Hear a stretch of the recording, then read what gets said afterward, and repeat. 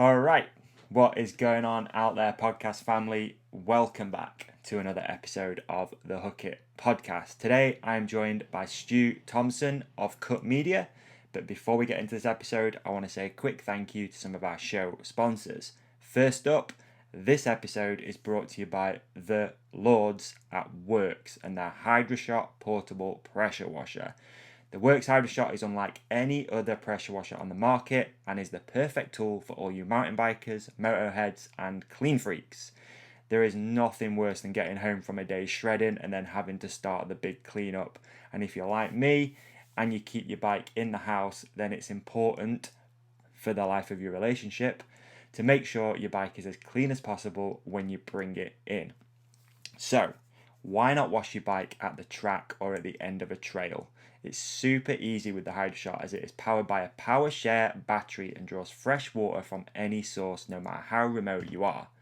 All you got to do is dip the hose into some water. It could be a stream, a river, a puddle. You could be posh and attach a bottle of mineral water to it if you really want, and voila! You can wash your bike right then, right there. No more having to fire up a petrol jet wash or stopping off at a petrol station and using one that's way too powerful. The rotating head allows switching from mist through to a pulsating sprayer capable of eliminating caked on dirt. The HydroShot is available in numerous models, including a full kit version with soap bottle attachment, a body-only version, and the new brushless Model 2. It's capable of producing up to 10 times the power of a water hose. The HydroShot includes the 20-volt power share battery that you can use across all other Works 20-volt tools. Share the batteries, save the planet, save money. The HydroShot is available to buy from select retailers only, including Amazon, Argos, Halfords, Toolstation, and the official eBay store, or check out their new UK website, works-uk.com. We are also brought to you by the underwear gods. That's right, Saxx. Saxx just dropped the Fall 20 range, which is now available to buy online through your local Saxx stockist. If you haven't tried a pair of Saxx underwear yet, then what are you waiting for? You poor nutsack. It's all uncomfortable, it's all sweaty and unsupported. Not only does Saxx feature the patented ballpark pouch technology, but they are also made from super technical fabrics too to help you keep cool, dry, and free from smelling like an old set of crusty knee pads. Saxx start at just £20 and available from all good outdoor, bike, skate, snow, and fashion retailers. Or head to saxxunderwear.com as they now offer global shipping. Last but not least, there would be no podcast if it wasn't for Hook It products. We are a UK-based distribution company that now specialises in making all of our products in-house right here in Sheffield. We do frame protection, mudguards, brake pads. Again, most of that, frame protection and mudguards, is made right here in one factory. Head to Hook It Products, that's hktproducts.co.uk, and if you enter the promo code podcast, you'll get 10% off anything and everything. If you really want to represent the podcast, then also check out the merch store. We got tees, hoodies, vests, Where's Ollie merch, all that good stuff is on there. And it's probably also a really good time to mention too, if you're not already involved in the Winter Defiance Handbook, it's available from hookitproducts.co.uk. It's free, 250 challenges to help you get through winter. And we are also doing a giveaway every Sunday evening on the Hook It Podcast Instagram at the Hook It Podcast.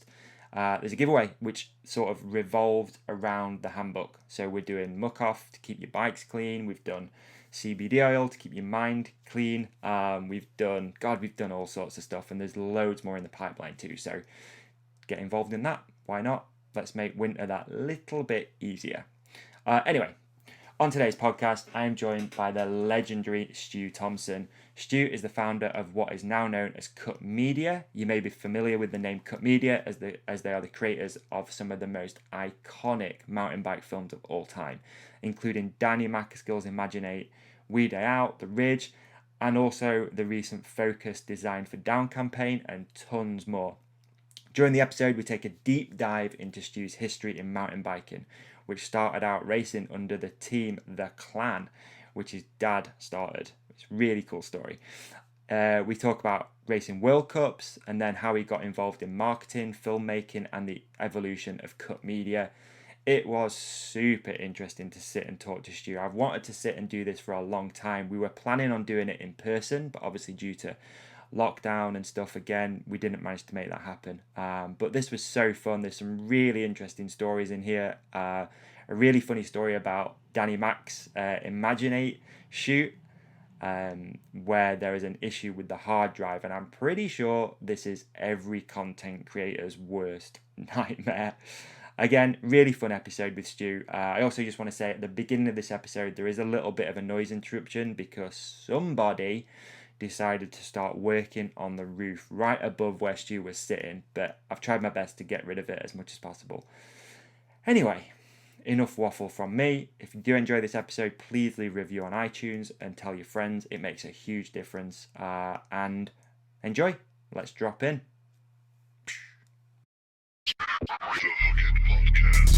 Riders ready? Watch the game. Like a big boy pants on! How much will black things feel? The Hooked Podcast. So, should we hit record?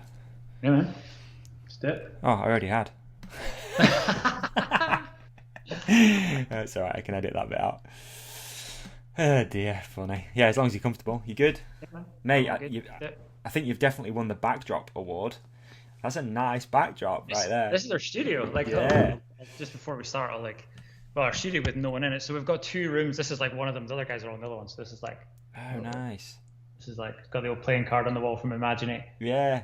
And then Comedia. And then Wow. that's where all our kit is at the back there. Okay. Right. Oh, wow. Yeah, you've won. You've won the backdrop award. Yes. I need to level mine up a little bit. Hopefully, That's all right. one day we get a studio sorted out and we can do it. Yeah. We'll see. Have a sick backdrop. I've got all the stuff here too. I've got like a Red Bull fridge and everything like ready to go, but just never done it. Yeah, the camera at the top there, I pulled that out a few weeks ago. That's my like OG Oh, is it? empty. Get it?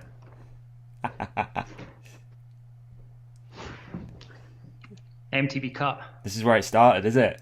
Yeah. Wow. This is the OG. So I actually pulled that recently. We just started organising a few things in here. So That's cool. You know what? Oh, hang on. You know what, man? There we That's go. a perfect segue, actually, to something I Right, wanted okay. to ask you. Oh, So yeah. first of all, thank you for doing the podcast. Thank you for coming on. Right, pleasure. Appreciate it, man. Like, stoked. I'm really excited to sit and chat and just go over a few things and get some history about you and cut and everything. And I'm stoked, man. I'm really looking forward to this. To be honest, there's I feel like 1,000,001 rabbit holes we could probably dive down. We'll try and keep it somewhat on some sort of track. Yeah, But yeah, I wanted to kick off, like, beautiful segue. It's like you knew I was going to ask you this. I saw. Obviously, I want to get into some of like your backstory.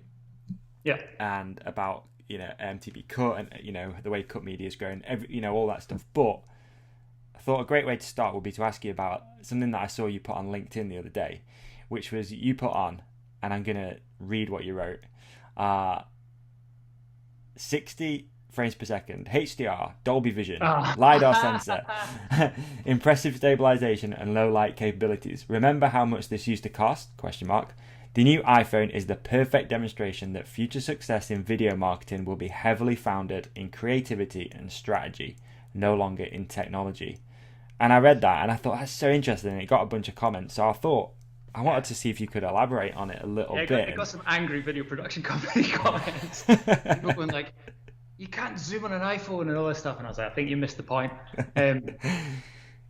Yeah, no, I don't know. I guess for me, it's like when I first started. I mean, even one of the reasons I got into starting was because the barrier had dropped with technology. Everyone got like a 5D, and everyone like camcorders were getting kind of more accessible, and online's made it more accessible. But like the more you go on now, it's like the technology's moved so fast that now I guess the barrier to creativity is lower, if that makes sense. So like before you needed to spend money on equipment to realize a creative vision.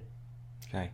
Whereas now, like if you've got an idea, if you've got a cool idea on an iPhone, you can still make something cool. Yeah, Do you know what I mean? yeah, definitely. I feel like there's lots of examples of that as well, especially on YouTube. If you put in like iPhone movie, people have made some amazing stuff on an iPhone, like legit stuff that you wouldn't. Well, some people would know. I wouldn't know. You know, I'm not from that sort of background. You know, I'm not a film producer or anything like that. You know, I don't understand 90% of the tech.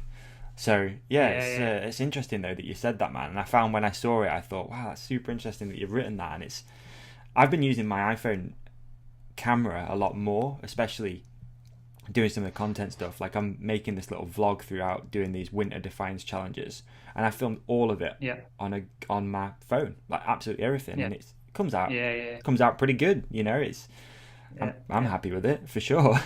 The content's bad, but no, but the thing is, you can still do something cool. The quality's good enough. Like I'm not saying it's like same as using like an Alexa or a Red or like some super high-end camera, but like ultimately it's getting closer, and it's going to keep getting closer. I think so. Even when I talk about it in that sense of, for us, like creativity and strategy, it's more because from a brand's point of view, like it's actually more people come to us now and be like, here's a project, we want to see what ideas you bring to the table and how we can roll it out over like all the platforms and all that sort of stuff. It's not just like you've got some cool cameras and can film really well, make us a project. Do you know what I mean? It's I'm really into the fact that like anyone can just go and make anything amazing now, you know? Yeah, definitely. I think again, like with an iPhone and a GoPro, most people, you know, you're good at that really, right? With some basic editing software as well. I mean, I don't really, again, like personally, I don't really go too deep into the editing stuff either. Like I use iMovie for everything, and it's okay for what I need. It's okay. It's been really interesting, dude, actually, because I feel like just before lockdown, I felt like the podcast space was changing really quickly. It felt like everyone's production was leveling up super fast, and like, you know, you've got certain podcasts, especially a few of my friends who have podcasts, like Gypsy Tales is a great example. Like Jace's stuff, it's so visually perfect, and I feel like podcasting was going that way, like really fast. You know, you wanted these nice studios with good quality cameras and stuff. And the good thing about lockdown is it almost put everyone back on like a level playing field.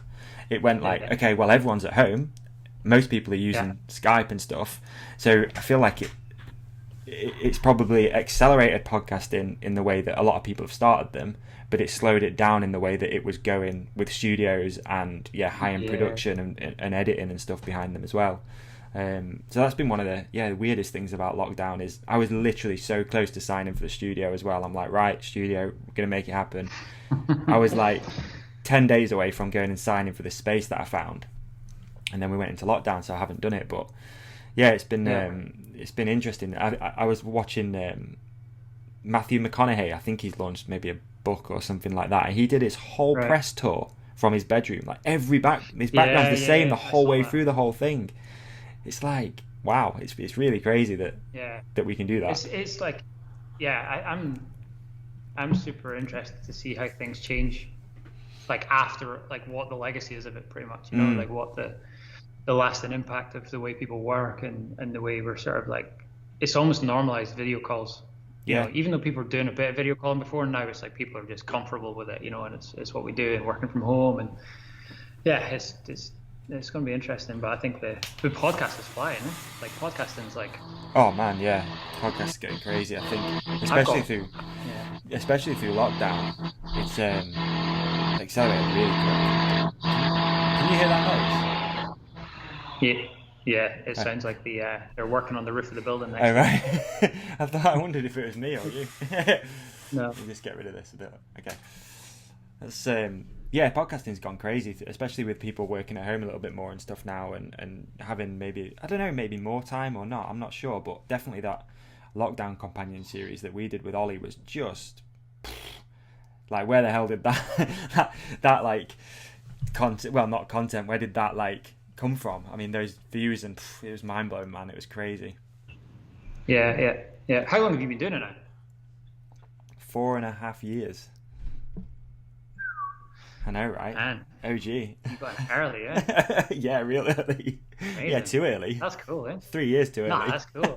No, that's amazing. That's really cool. Yeah, it's been like four and a half years, I think. Yeah, it's been been a journey, man. That's for sure. And it's cool that, especially recently, it seems to be really taking off. Like it seems to have really found its feet now. And I think me as a podcaster, I've found my feet a little bit more with this as well. You know, it's been a journey for me more than anything, man. To be honest, I mean, met amazing people and stuff, and got really good friendships out of this whole thing. But it's been a learning curve. Like it has. It's learning about yourself, learning how to talk to people. And it's been a saving grace through lockdown as well, because it's given me stuff to do, like conversations to have, and you know, it's kind of funny. I went on a shoot last week for Saks actually, and I was spent like 2.5 days in a basically in a room with people, which is not really something I've done for the last sort of 8 months. And it was so strange because I just found myself just like chatting like crazy, because I've not had any like physical human interaction. It's like you were saying about video calls that become the new norm, right? Yeah. But I've not sat in a room and like spoken to strangers for so long. Yeah. It felt naughty, but it felt really good. Honest, yeah. It was mad to see, like here, like working. It was so good when we kind of finished that first lockdown and like we got into the studio. Yeah. And just literally just hanging out with people for a little bit, you know, even if it's mask on or social distanced or whatever, it's just like, just that interaction is like, I don't know, it just felt way more productive. Yeah, I think that's the knock-on effect of all this though, isn't it? I mean, it's no secret that people are going to struggle with mental health, and also just that, you know, that generation of kids that haven't been to school and that have missed out, you know, making that bond with friends and stuff like that. That side of it's kind of scary, but hey ho, you know, what can we do? I mean, let's probably not go down that rabbit hole of what can we do? Yeah. So, that's cool though, man. Like I said, I really wanted you to elaborate a little bit on that. And just out of interest then, that first camera that you just showed me, how much did that cost back in the day? And that was like the barrier of entry, right, into filming? Yeah, I mean, to be fair, that was like, that's FX1, so that was like my first proper... Yeah, it was sort of like my first proper camera. Like I had a little camcorder before that. Yeah. And I was always into photography. So it was like, it still felt like a bit of a fortune when I got it. But yeah, like shot mini DV. It was 1080. Yeah, I don't know how much it would have been though. But it's like, it was like it was like a big investment. It was an investment. Yeah. Yeah, for sure. Okay. Wow. But then even thinking like after that, when I remember getting a 5D once that whole like big sensor kind of thing was coming out and everyone started shooting on them, and I got my 5D and like shooting, like I remember I shot my first film on it. I got a 50mm prime lens and I shot the whole film on the 50mm. Right. And then I got 2 more, and then it was just like that whole idea of like getting more and like being able to kind of grow it. So yeah, like you're saying, that was almost part of building the business, was building the amount of tech that you got available to you. Yeah, definitely. Yeah, for sure. It's funny though, I mean, if you really think about it, I mean, an iPhone is an expensive piece of kit. Like if you went and bought an iPhone, what are they, £1,000, let's say, for example? I think it's just, you don't really notice it because most people split it over a contract of £40-50 a month or 30 or whatever. But when if you went in there and you were like, right, it's either buying a camera or I'm buying an iPhone, it's then it's a little different, isn't it, I guess? So let's do some history, man. Let's get into this. I want to, you know, we don't know each other that well. It's kind of cool. Obviously, you did the lockdown companion with Ollie and I, and I knew from then. I mean, I knew ages ago you'd be a good guest, and we've been going back and forth about getting this thing done. So, I'm sort of curious to know like where all this started. Like, let's start right at the very beginning, man. About your upbringing and, you know, your first exposure to bikes and stuff like that. I mean, it pretty much all stems from my dad, really. Like my dad was a motorbike trials rider. Okay. So I basically grew up with motorbikes, going to motorbike trials every weekend.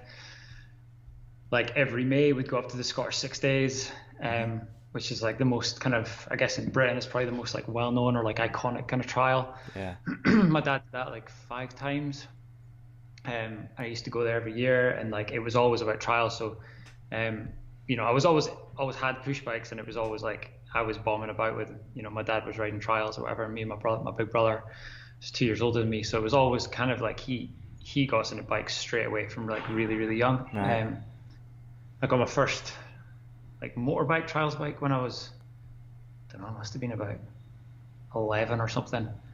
Little TY80. Yes. trials bike. I had one of those too. They were, I would love to have one now. Yeah. They're classic, they are. So yeah, got that, and it was always like, got really into motorbike trials. I was going like every weekend doing kind of schoolboy championship trials, kind of mostly like in Scotland, and then we started traveling to like the British rounds. Okay.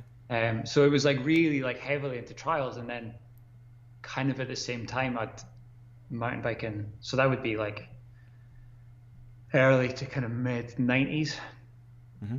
And it was just as mountain biking was kind of like almost like its heyday of like mountain biking UK was the big magazine. It was just beginning to grow. Like I was definitely like Jason McCroy was like the hero. I sort of was reading about Jason McCroy every weekend. Got like Dirt the video, not Dirt the magazine, Dirt the video. Okay, right. And then he was kind of first, and then obviously Peaty and Warner were sort of following as well. And so I sort of got into mountain biking, and I was competing at trials and then riding mountain bikes with my mates. And I must have ridden trials for, I don't know, till I was about 15, 16. Okay. And it was always like that was all I wanted to do, was just kind of ride motorbikes. But then as I got more into mountain biking, it was kind of more accessible as well. So to ride trials, I always like I'd come home from school and I'd like wait for my dad to finish work at like 5 o'clock, and then we'd like truck off somewhere with the trials bikes. Whereas my mountain bike, I could come home from work and come home from school and just straight out with my mates, Yeah. You always grow up in Scotland? Yeah. Okay. Always been here. Born and bred. Although to say that, my dad's actually a Yorkshireman. Oh, is he? Yeah. My dad's from Sheffield originally, but he's been in Scotland a long time. Oh, wow. So I'd always been like really into my trials, and then in '96, I decided to go. It was just one of the things. A few mates at school that we rode with were like, "Cool, let's go and do a race." And it was Jason McCroy just died actually. Oh, wow. And he'd been like I guess like the hero that you follow in the magazines and stuff. And then they had this race at like Hampstead Forest in the north of England that he'd had like, it was like ended up being like some kind of memorial race, they called it for him or whatever. And I was like, what age? I think I was, what would it have been, 13? 26. Yeah, I think I was 13. Went to do the race and raced like juvenile category, and just I did one race at the end of that. It was like sort of August, September time, end of the year. Did that one race. I did roast juvenile. I was like, I still remember actually I was fifth. I still remember like what the course was like. It was like really clear. But I was fifth, and then there's some other young riders there, but like Jamie Tompkins. I don't know if you remember Jamie Tompkins. No. So he was like this kid who his dad Pete Tompkins sort of invented the crud catcher. Oh, okay, right, yeah. He was like this kid who was like an MDUK and everything, and he was fourth. and then I saw my heroes, or like people you'd seen in the magazines, like I don't know, proper old school Dave Hemming and like really, Tom Edwards, Paul Plunkett, all these like kind of legendary mountain bike guys. They're all there, and I just came away from the race just like I just had the best weekend ever. I saw all my heroes, loved racing. It was a downhill race, loved racing downhill. Where'd you finish? I finished fifth. Did you? Yeah, and wow. like juvenile that would have been like so. Right. I totally remember like the top section was like half the course was like kind of technical and turns and stuff, and then the bottom half was just like a pedal. So it was like trials right in dream, and then like the worst thing ever. But yeah, like I finished that race, and then that winter I sort of said to my dad, I was like, I kind of want to go and do some more races. And my dad was like, cool, but you're not doing both. Like you're not doing trials and mountain biking. So he's like, you've got to basically pick one. If you want to start racing, like doing a lot of races, pick one. And like fair play to him, because we'd grown up riding trials. Trials was his thing, and I was like, I want to go mountain biking, and he just totally embraced mountain biking. Really, like, that's totally, cool, man. Yeah. Like, and totally what was like the family sort of like? God, not to drill into your financials too much, but just a working class background or pretty much. Yeah, I mean, we were kind of, I guess we're like middle class. Like my dad, I mean, it sort of links into what I do now as well, because my dad was self-employed. He had his like a small business with like 4 or 5 people, Right. kind of working at it. And you know, so I sort of grew up with him and my mum both kind of being self-employed and working in this kind of business. Yeah. And he the bike, so it's like my dad's definitely like was always quite a big inspiration, I guess, because he got me into bikes, and then I saw him like he was self-employed, his own business, and you know that. So, but he was very much like work during the week, and then we'd go away either to a trial or a mountain bike event or whatever on the weekend. It was kind of like, you know, even evenings and weekends, it was always about the family going away. Because my brother rode as well. He was never as competitive, but he was always sort of into it as well. Right. I was definitely the competitive one of the two of us. Like, I'm with you on that though. It's amazing how that sort of the work ethic, I feel like, carries through as well, because you see like the hard work that goes into running a company, and yeah, I'm definitely with you on that. I've experienced that growing up too.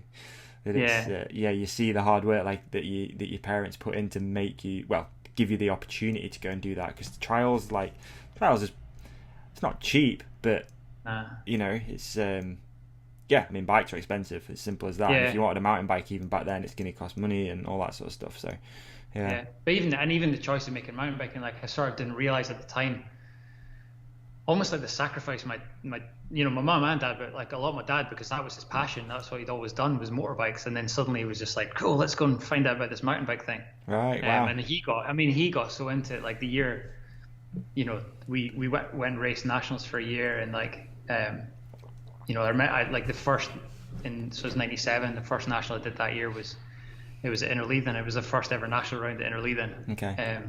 You know, and we pitched up on the campsite, and we ended up next to these guys who are all in this.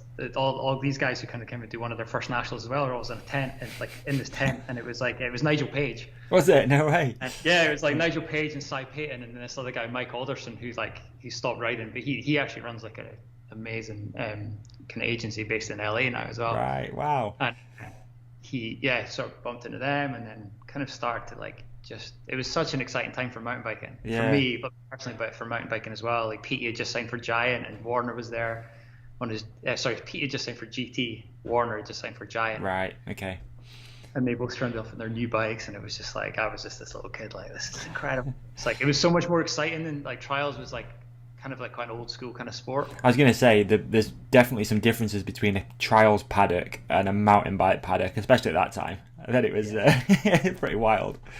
I really wish that, like, personally, that I'd seen that side of the sport. You know, again, I was into mountain biking around that time. I remember when Steve first signed to GT, he was riding a Lobo, and I had the poster on my wall. So I was into it around that time. But personally, I wasn't really like going to the races or anything. But you know, still, I guess with the Sprung series and all that sort of stuff, there was a heavy vibe going on. It was like this emerging sport, and how exciting that must be. You know, if you're involved in it.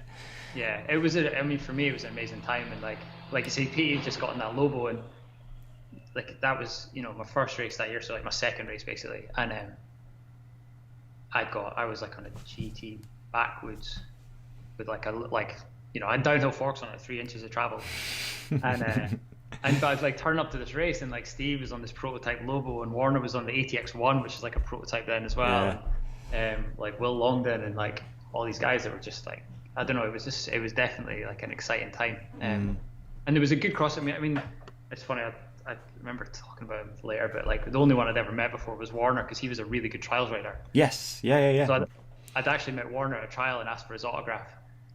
Oh really? So he was racing mountain bikes but still doing trials, right? Yes. So he was an amazing mountain bike racer, but he did school. I mean, he's a good bit older than me, but he did like schoolboy trials, and I feel like with Warner, he could have gone either way, right? He probably could have made a career out of trials for sure. Yeah, he's an amazing trials rider. Yeah. And then at the same time, because when I'd been doing schoolboy trials, and at the time when I'd been doing that, the Scottish like adult champion was Crawford Carrick Anderson. Okay. In trials as well. Right. So do you know Crawford? Huh? No, you know? no. So he switched over at the same time, and then he rode for Giant. He was like top. I think his best result was like a 7th in a World Cup. Okay. And actually, Crawford was the guy you had the Sprung section with, though. Yeah. Yeah. Okay. I just didn't recognise the name, but yeah, of course. All right. Okay. I don't know him personally. Still around or? Yeah. So it's both his son and daughter, both like British, mountain bike on the British mountain bike program, riding cross country, and they're both amazing riders. And Crawford, he'd be like vets now, but he does a bit of cross and like a bit of enduro now and again, and he's an amazing rider. Awesome. Good rider. You know what's cool as well, like just not to digress too much, but how people stay in the sport. It's really cool, huh? So you can talk about these people now, and they're still in the sport, like they're still involved in some way, whether it's even in a different country. Yeah, definitely.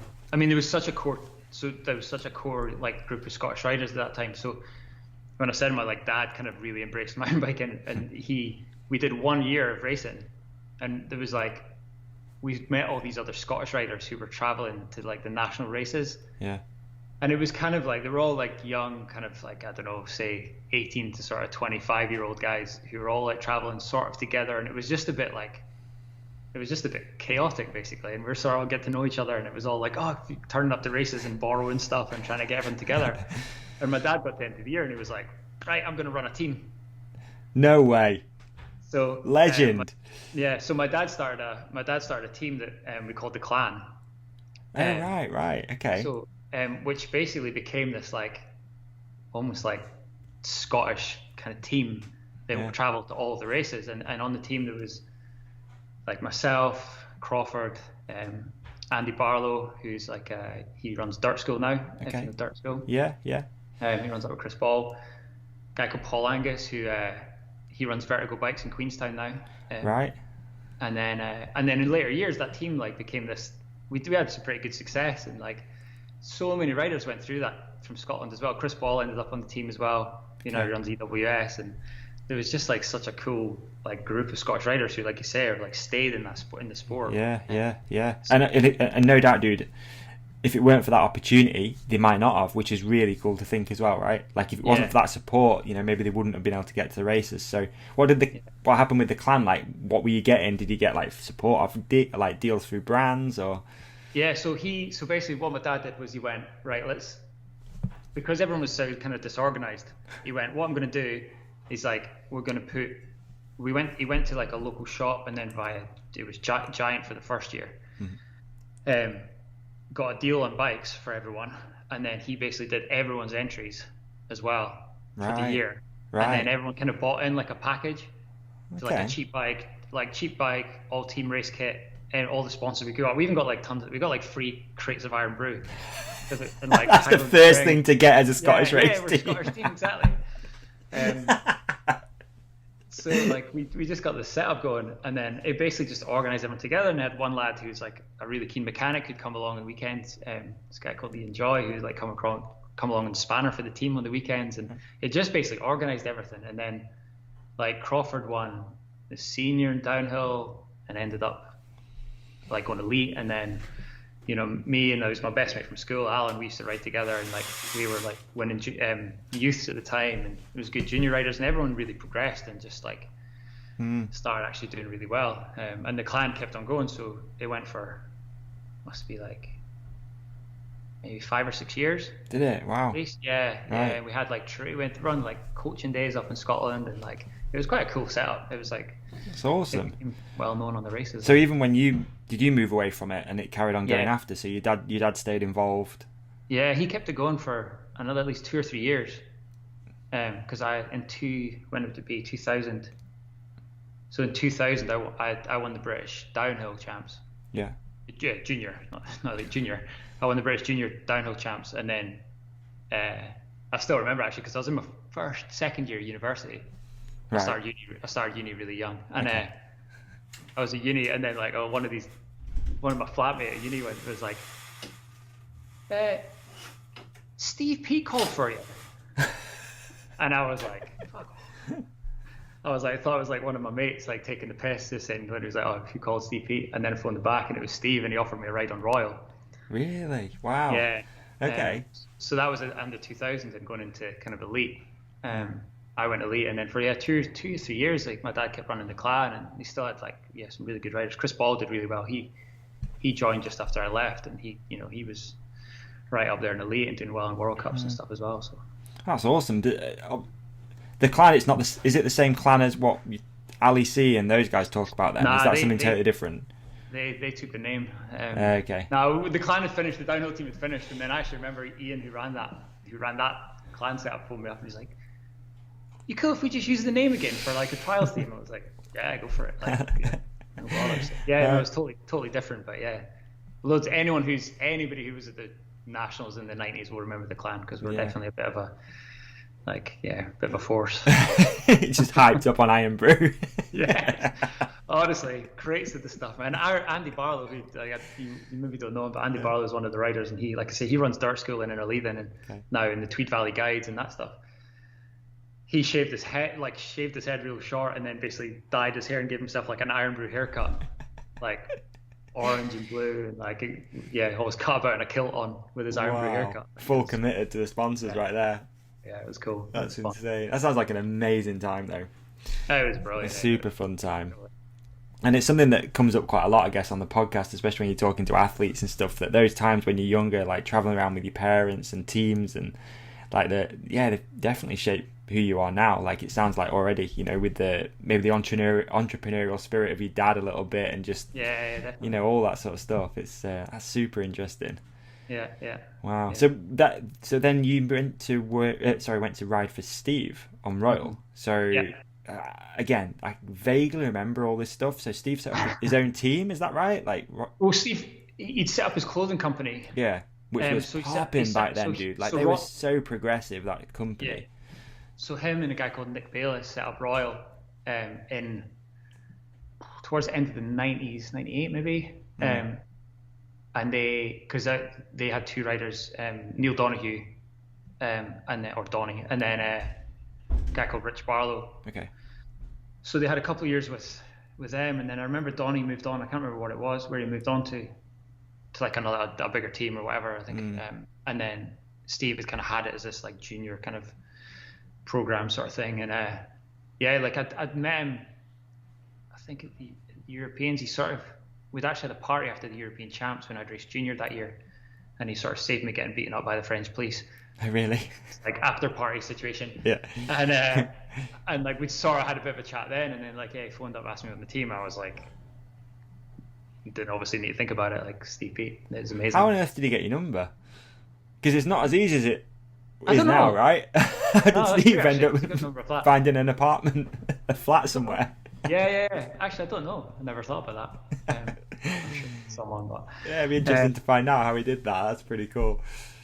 Yeah. So he like I'd gone to university. I was doing like a joint degree in sports marketing at uni, and then at the same time kind of trying to race. And can you hear me all right? Because that's yeah, it's loud, but it'll stop, won't it? At some point. Yeah, and then so I was basically. It was kind of weird that works then, how it worked then, because I hadn't raced any World Cups as a junior. Like juniors we didn't really race World Cups then. So then my first race abroad was World Champs in 2000 as a junior, and then the next year was kind of going to do full World Cups. Right. So I signed for Royal, and then went to my first World Cup at the start of 2001, which is in Maribor. And then it was just like we were originally going to be on GT, but then it switched and we were on Orange. Okay, right. And we rode Orange, and just like following Steve down at Maribor, just going like following his lines and just like absolutely buzzing. Wow. It was pretty amazing, but it was quite a shift as well though, because I did we'd always had that clan set up, and then I was suddenly like shifting out of that, which took a bit getting used to. But yeah, was your dad at World Cups then? Was he doing that? Or staying local? No, he did come. He came to some, but he didn't come to them all. Right. Gradually started to kind of like back away, I guess, like just let me do my thing. So like spent a year riding for Royal. It was funny. I did really well in British level, but then World Cup I was like big courses kind of struggled a bit to kind of deal with them physically, really. Yeah. Yeah, it's a big leap, that is, dude. Sounds like it happened kind of fast for you too. A little bit, yeah. I mean, it was like, yeah. Do you remember, like, what was the criteria to qualify for Worlds back then? Because there's loads of stuff at the moment with how hard it is for a privateer to make it to a World Cup. Not just financially, but also to get enough points to physically go. So do you remember what it was back then? No, I don't remember I think it was either top 10 national, maybe. It was easier. Yeah. For sure, because I think you just needed 1 point. Right. But then I came out, like, there was never a question of, like, qualifying, because I seemed to, like, we just came out junior and I was into World Cup. So I didn't race any as a junior, though, with all the juniors right now. But, Yeah, it wasn't as hard because I remember some of the Scottish lads and a few people would go abroad and stuff to get points, but it wasn't like super hard like it is now. Do you think And as there's a more privateer though, it was equally as hard as it is now, or harder to get around the world and get sponsors and stuff like that? I think it was, I don't know, I think as a privateer it's probably just the same, it's just as hard. At the time it was, I felt like sometimes I got a little bit like unlucky in terms of when that happened, because mountain biking had been booming and they had like Grundig sponsoring the World Cups and it was like big news, and then as we got into the 2000s it kind of took a bit of a dive. Right.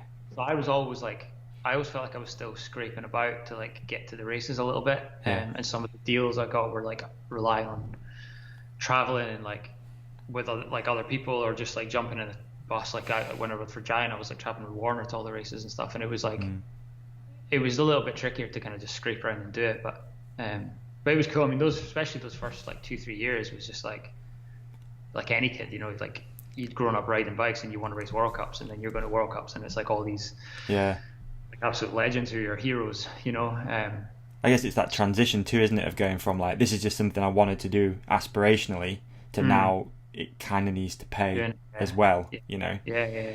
Like the first few years were good. Like first two or 3 years was just like growing, getting used to them, like I had some pretty good results. I generally qualified always like pretty good, and then the finals I was just like mid pack, and then trying to get top 50, top 40, top 30, and kind of progressing. And it was super exciting. Yeah, like I was kind of loved it. Definitely for the first few years, anyway. Yeah. Why did you stop then? What was the period that stopped?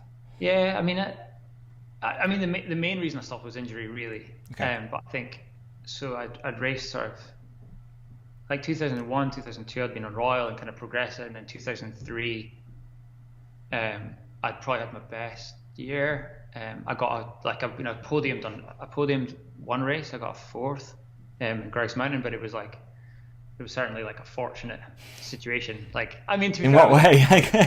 so it rained for the top 10 riders. Okay. So I'd qualified lower down. I had a really good race run, and then gone through in like, I don't know what I was, like second or something, like when I'd gone through. Yeah. And then like a massive thunderstorm came in for the top 10. So it was kind of one of those, I guess, like people remember like someone like Hills riding Champery or something where it rained like and the results were all skewed, and he did amazing. Like MacAskill did a similar ride that year. Okay. So I'd had that, and I'd had a few good results, like I was getting top 20s and stuff, but I feel like I plateaued a little bit, and I definitely was struggling. And it's weird how you look in hindsight, because at the time I'm like, you're just battling away trying to do your thing, and then in hindsight I'm like, actually I didn't really have the structure around me to like know what to do and know how to train, and like I kind of plateaued, and like it's just that whole experience thing, I think. Totally. So like you're just in it. Yeah, exactly. So I kept on going a few years, like up and down, like always top 50, top 40, and then a few kind of higher results. Did really well in the UK. I was always doing well at nationals, like I was nationals like podiums and stuff all the time, and some really good results. But then in 2006 I actually got a really bad injury to my ankle playing basketball. Right. Believe it or not. Of all things. Yeah, exactly. So between races and through the winter I used to work in this like leisure centre, in the sports centre, and I was like basically after work playing basketball with a bunch of mates. And I landed, we just got up for like just playing, and like I landed on someone's foot, rolled off it, and I thought I sprained my ankle. Went to hospital, like after it was just kept being sore, so like day after I went to hospital. Yeah. Pretty sore, and then the x-ray then were like, oh, you're fine, it's just a sprain, like elevate it. Went home and spent like 2 days in like absolute agony. Yeah. And then I went back to hospital, and I had an infection in it. Oh, really? And it was called cellulitis. And where's the infection? Don't matter. I'm no doctor. No. So it's one of the things is they don't like, normally you'd have some broken skin. But I was going to say there's no cut or anything. Wow. No, it was just really unlucky. Don't know how I got it. Still don't know. But basically my foot just was like enormous. Like it had huge like big blisters on it and stuff. And I went in. I basically spent a month in hospital. Fuck. Wow. Yeah, so I spent a month in hospital. My foot got massive, and then basically, there was basically a risk of it getting into the bone, and would be like basically amputation. So it got really serious. And then after, I'd probably been in about 2 or 3 weeks, and I'd been like on a drip the whole time. They'd been trying to kill the infection, and then they just went, we can't do it. Like we can't. Like, so we're gonna have to operate. So they cut all the infected tissue out of my foot and my ankle. Really? And then I got 3 skin grafts like on my foot. So each side of my Achilles and right across the top of my foot, I've got like skin grafts on them. Wow. So it was like pretty. I mean, I actually came out of it pretty. It was weird. I was feeling so down about it, and then in like the third week I'd been in hospital, they'd just done the operation. And they'd moved me hospitals in Glasgow, and I remember sitting in hospital, and this old boy wheeled himself into my room, proper like old Scottish guy, you know, and he was literally like tartan hat and ginger hair. Like, wheeled himself in. He was like, "Morning, boys, how are you doing this morning?" Like, and he's like, he'd lost his leg. Oh wow. And he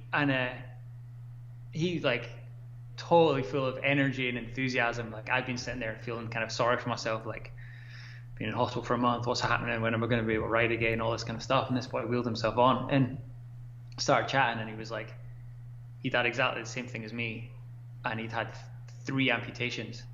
Wow. One at his ankle, and they didn't catch it. So then they did one below his knee and then one above his knee. Wow. And I was like, perspective changer right there. Oh shit, man. I was like, yeah, totally changed my perspective at that point. So yeah, like I came out of hospital, started like slowly getting back on it, getting riding again, you know, and I got back riding, and but I think like ultimately like I'd only been doing like what's it been like 5-6 years of World Cups, you know, which in the scheme of things I was like 20, what would it be, 24, 25. Okay. So in the scheme of things, I was pretty young, really. Yeah. And a lot of riders are going a lot longer, but I remember being that once I got back racing, got back to doing World Cups. I vividly remember like sitting at the top of Mont Saint Anne, and I was at practice, and I was in the start gate. It's like the most insane course in the world, and like beautiful weather. And I remember sitting in the start gate going, oh, I bet my mates are having a rad time on the dirt jumps at home. No way. And I just went, yeah, and the head's not in it right there. I just went, what am I doing here? Like, what am I doing? Like, I'm not in it. Like, I'm not. So, yeah, just to kind of finish that season, like, I'd kind of put Fort William as a goal when I'd been coming back, which was that June. And then I'd been absolutely on it, I'd been training hard, and then I'd been like right up there at the split. I'd been like, I don't know, like 12th, 13th or something right at the split time. And then I punctured. Oh, really? You know, and it was just these things, and I was just like, oh, you know what, I'm sort of done with this. Like, I was done with the travel, and I kind of wanted to change things up a bit. You know, and I got to the end of the year, and I'm like, you know what, I'm going to kind of find something else. Right. You say you were like, what, 24, 25 as well? Yeah. So you finished uni with just riding was your job? Yeah. Yeah, well, like I said, I was working in this sort of sports centre, like, oh yeah. some like working in the gym, like lifeguarding, like doing that kind of stuff. Yeah. They were really good. Like I'd work there through the winter just to make some bit more money and whatever. But yeah, like I genuinely was like, I had no plans. Like I don't know what I was going to do. I had no like vision for what I was doing after riding. But I was just like, this isn't. I just need to change something, you know. Like I sort of knew at that time. I was like, it's not really feeling it. So yeah, I kind of sacked it off, and then I was still working in that sports centre. I was kind of like, I knew. I always was into the marketing side of things. I was always into sports marketing. At the same time, when I'd been riding, I'd always been into like photography, particularly photography as much as filming. Filming was always, a couple of times we'd go out with a camera and start shooting and stuff, and I was always into it. But it wasn't really until I stopped that I really, you know, got more into the filming side of things. Yeah. But yeah, it was a bit of a switch. But yeah, no doubt. So. Yeah, what did you do then? So you made the decision. Then what happened? So there was kind of a few things that happened. It was just sort of good, almost like good luck or timing or whatever. I guess at the time in getting into it, but you I just kind of finished that season. Kind of was still a bit like figuring out what I was doing. Kind of still working in the sports center gym thing. And then it was actually like it was a relation of my mum's had said he'd got some contact or something at this like video streaming platform. Right. And they were like, internet video, like this is the thing. It's like, if someone said that to my mum, she'd be like, cool. She had no idea what that even means. Yeah, exactly. But it seemed like they were talking about like doing like in like websites and stuff around kind of like niche sports and stuff like that as well. Right. And I'd started filming. Like in the meantime, like I'd started filming because I wasn't writing. I'd started doing more of that stuff. So I picked up a camera, and then ended up basically having this website. We ended up starting this website called MTV Cut. Right. And it was like, let's just start. I ended up just going to like SDAs and just filming and stuff as well. And then some nationals and just started like filming on this website and growing it. And I tried to like, I used a few of the contacts I've got to like try and help fund it, and to like we end up having a race team. I remember dealing with like Chain Reaction coming on to like try to have like banners and stuff on it and sort of help fund it. And like my dad really helped me out loads as well. Like he helped me out tons, and tried to like, I guess there was always a vision of like, it was making films and it was going to races and doing a bit of race coverage, and it was super early for that stuff, super early for like YouTube was just kind of taking off. Yeah. 2007 really. So, and then I just start more and more into the filmmaking side. And it just sort of really kind of organically grew from there. And after a while, I guess one of the big things that I've decided nothing to do with now, one of the big things was in 2007. So like I say, the player that we had on the website was basically capable of doing live streaming really early. Right. So we could do live streaming. So we ended up contacting the UCI. Okay. And we ended up plugging into the BBC feed from Fort William Worlds. So we ended up doing the first live stream of like a World Cup event. Wow. On the website. That's and it was like literally the BBC commentary and like all that stuff. And like then, because it's funny, Freecaster sort of just appeared. I was just going to say about Freecaster being around that time. Yeah. So it kind of like, it was sort of strange with Freecaster because they were way bigger like than the setup I had or whatever I was doing. And it came like, we did that, and then the next year was like the first year. It's like, right, they were going to do like World Cups.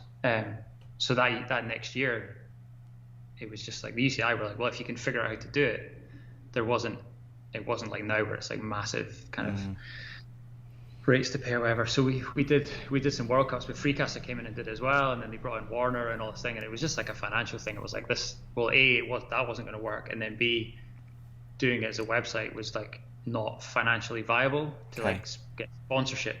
Yeah. So I basically just as I'd been like making films and putting it on my website and putting on an MTV Cut and start doing that, then people just start to be like, oh, could you make us a video? Right, and this is when brands start looking at video production to promote stuff like, as well, right? Basically, branded content started. It was like the very beginning of branded content. And I remember one of the first things I did was like, I think for Mojo. Okay. And we did like a trail diary series with them, and it was just like taking some cool writers and like the different trails. And I'm trying to think who we had on. We had Aaron Gwynn. It was like one of his early years when he was on Yeti. And really, right? Yeah, and like a bunch of different writers would take and do almost like an episode thing. So the whole thing, I basically just turned it on its head and went, well, let's make start just shooting video for people. Yeah. Because the other thing is having a website. It was like you're trying to draw people there, whereas I started doing, I was like, let's just make videos. Just distribute it everywhere. So I was like putting them on Pink Bike. It was like the Dirt website, sending them to those guys, and like putting them, like just as far as I could on every platform, and then get sponsors for those videos. So you kind of your views hopefully multiply by being everywhere. Yeah. So I feel like it's a bit of right place, right time, but also seeing a vision, which and following that vision as well that you had. That's really cool. Yeah, definitely. I think it was definitely right place, right time. It was being at the start of the branded content thing, and that the whole online video just world kind of blowing up. Yeah. But then I think it was also being able to go, well, actually, so I remember the first year it's almost, this is like a little story I almost tell people at work. It was like 2000, must have been like 2009, I think. And I just sort of decided to try and make content for people, like, and put them everywhere. So I developed this proposal for Chain Reaction, the guys at Chain Reaction, because I was like, right, we want to make World Cup, like daily World Cup videos. And I was like, you guys sponsor them. Yeah. And then what we'll do is, rather than putting them on our website, we'll put them everywhere. And I went to Eurobike. I'd met this guy called Michael Cowan, who was like, I can't remember his position at Chain Reaction. He was like one of the senior guys at Chain Reaction. Like, still, I think he's still there now. You know, been really involved in a lot of the kind of the growth of them. Yeah. You know, he was like one of the original guys working there. And he's like the busiest guy ever. Like the busiest guy running this massive like bike store. And I remember I met him, and then I managed to get some of his time at Eurobike. Okay. And I sat down with him and I was like, right, here's what we can do. Like, I want to make videos on all the World Cups. We'll make sure it's branded Chain Reaction. We'll put them everywhere. And I'm like super nervous. And I'm like online, and it was like to do the full World Cup series. I can't remember what the figure was, but it was so small, like in the scheme of things, you know. Yeah. But to me, it was literally the difference between going out and getting a job and like having a job, you know, making cut media or MTV cut into something and kind of keeping going. And he was like, this looks really good, cool. Could you send me this through and like I'll follow up? And he's like he's like a really nice guy. He raced downhill. He was like super open to it. And then I sort of went home, like sent him over, and then I'm like following up. I was like, you know, and you're like phoning, and I'd get his voicemail, and I know he's like super busy like guy, and every time I'd be like so nervous. Every week I'd like phone up, and like didn't get him. Leave a message like, hi, it's Stu here. Have you managed to look him up? And it was like, and I think so. Eurosport is what end of Eurobike's end of August. Okay. I think it was about 2 weeks before Christmas. Wow, tight time. I went. I'll try him again. It was like a weekly kind of 2 or 3 times, whatever. I just hadn't got. You're persistent in a nice way. You know, and it was like the most important deal to me ever. And like I phoned up Michael, and like I was like, and he finally like he picked up the phone, and I was like, hi, Michael. Like so nervous. Like I just wondered if you had a look at it. He's like, oh, I'm really sorry, Stu. Like I've just not like I haven't. Could you just send me it again just now? I was like, yeah, no worries. Like, oh my, you'll send it over. And he was like, yeah. No, that's great. We'll go with it. And I was like, it was like the most, you know, you're calm on the phone. I was like, oh, brilliant. Thanks very much. That sounds great. And I put down the phone. I'm like, yes. Like it literally that changed the course of like gave me a career. Basically. Wow. And he's like, I don't mean like when I say he didn't get back to me, I don't mean it any other way than he was super busy. Yeah. So from that point on, like he was so supportive of my career and so supportive of like as a client, and like there's a few people early on like him and Michael Bonney and Chris Porter and stuff like that. They really like helped me. Fraser Copeland as well, and like people who really kind of helped me get off the ground, you know. But it was so funny because I was just persistent. I was so nervous, but then finally like that next year it totally started. Dude, that persistence pays off though, man. How many people just give up on those phone calls, right, and just go, can't do it, and you'd have been working in a leisure centre. Yeah, exactly. Yeah, it's crazy how that thing can just totally change the whole trajectory of your life. Just that persistence honestly. And that dedication to doing that. Really cool, man. It's it reminds me of a book I'm reading about resistance and just overcoming that resistance sometimes. That you know, as you sat there, you're nervous, you don't want to make the phone call, and you pick the phone up, and once you get that decision or that answer. Yeah, I honestly believe like putting yourself out your comfort zone now and again is such a good thing to do. Yeah. Like you don't want to do it, but like that, it makes such a difference to just be like, well, actually, that's the thing you want to do and you want to achieve. Just like. Yeah. Have you ever read The War of Art? No. Oh, I'll send you a copy. I'll buy you one. It's my treat. Honestly, I think everyone should read this book. Everyone. It's all about basically that, overcoming that inner voice which is telling you like you're not good enough or you shouldn't do it or something. I'll send you a copy. A gift from me. Very much. Yeah, that's cool. What an awesome story though to hear how it all like started and you know what got the ball rolling. I mean, geez. Yeah. And what are you running the race team at the same time? Yeah, so I did. Yeah, I ran. Because the race team's like iconic, dude. Really, especially in Scotland. You know, you had Cathro, Lewis, Buchanan. And that must, Correct. and also hearing your backstory too about your dad doing that with the clan, it all sort of ties together. And like, you know, you did a similar thing for young riders. It's amazing. Yeah. So again, one of those, like, I guess one of those really early clients for me was Orange. So I'd met Michael Bonney, who was sort of running Orange at that time. I'd met him through Steve Peat, actually. I'd first met him in California when I'd been with Steve there. And then when I sort of stopped racing, I'd kind of got to know Michael really well, and he started to give me a few jobs through Orange. And then we sort of got to a point where I was like, well, it'd be cool to have like really help a few riders out. We just kind of got talking, and he was like, well, cool, let's like team up. And we ended up basically, it was sort of like, I guess, the UK Orange team. Right. Yeah. You know. Yeah. For MTB Cut. So we were like, cool, let's do it. We'll brand it MTB Cut.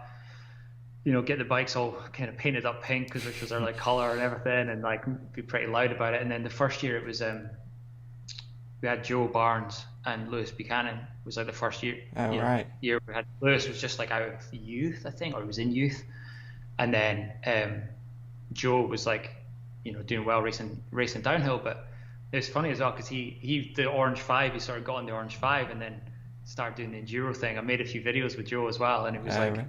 He almost like became known as an enduro rider before he'd raced any enduro because enduro was just taking off. But yeah, we just sort of put it together then, pulled some other sponsors in, and then there was a few good riders on it. Like kind of went Joe, and then Hannah Barnes was on it as well, and then Lewis, Cathro, Hutchins, Greg Williamson.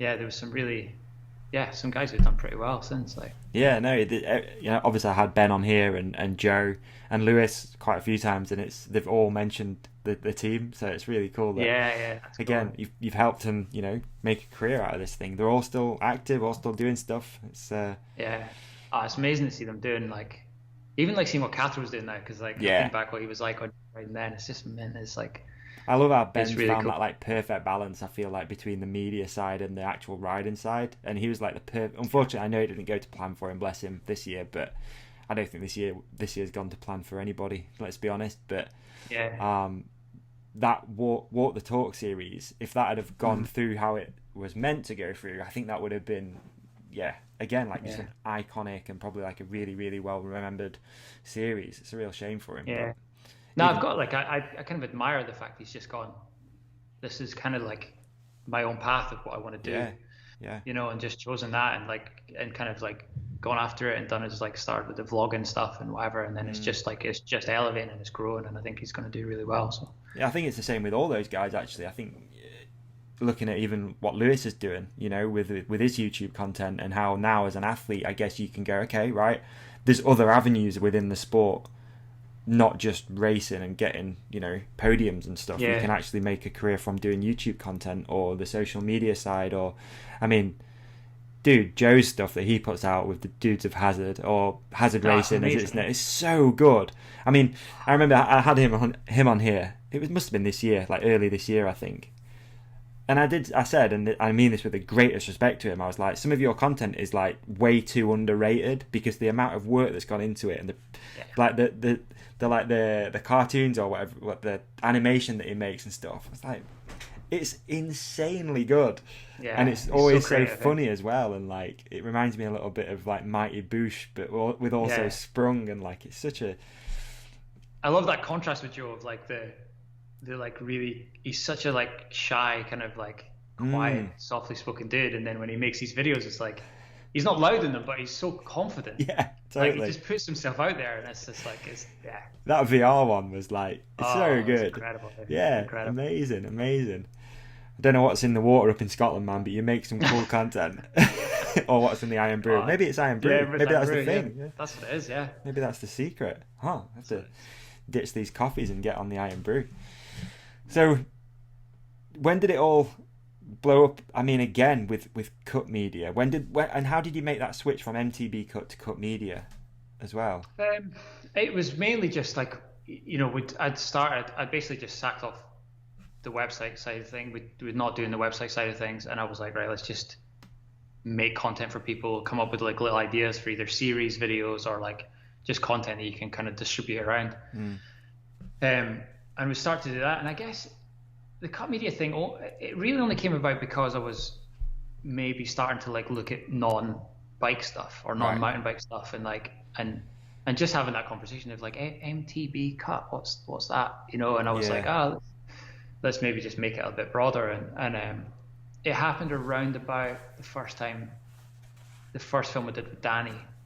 Okay. I think I used that as the opportunity to like, you know, just like put it out there as like change the name, like basically. rebrand and stuff. And it wasn't, there wasn't like too much of like the vision of like where it's gone and where it is now, but it was definitely like, well, I always knew, and I think it's something I did even with the MTV cut thing. I was always to quite a different perspective than some of the other kind of filmmakers, I think, because I always knew like I didn't want it to be about me, and I didn't want to be just like, I don't know, I was never that into like just being like this filmmaker director. Okay. And the more I went on, the more I like realized I really didn't want to do that, actually, because I did a few things like slightly later after Imaginate and stuff where I went and did a few directing jobs, kind of more commercial side, and I basically hated it. Really? Right. Yeah. Right. And hating is a strong word. I learned a lot. Yeah. So just when I did, it wasn't my first. It wasn't my first film with Danny, but it was the first one I knew was going to be like more eyes on it and stuff like that. Right. And I guess that was what Danny. So Danny's Imaginate came out in 2009. No, it was 2012. Imaginate. Was it? Yeah. No, I don't mean Imaginate. Sorry, Inspired. Sorry. Inspired. 2009. Yeah. 2009. Yeah. So in 2000. So I met Danny. It was when I just really started filming. I just started filming. I met Danny at like in about 2007 or 8. We'd done like Nissan did this big FMB kind of tour around around Europe, but they had one in the UK in Newcastle called the Nissan Qashqai series. Yeah, they got heavily behind it, didn't they, with that Qashqai model? Yeah.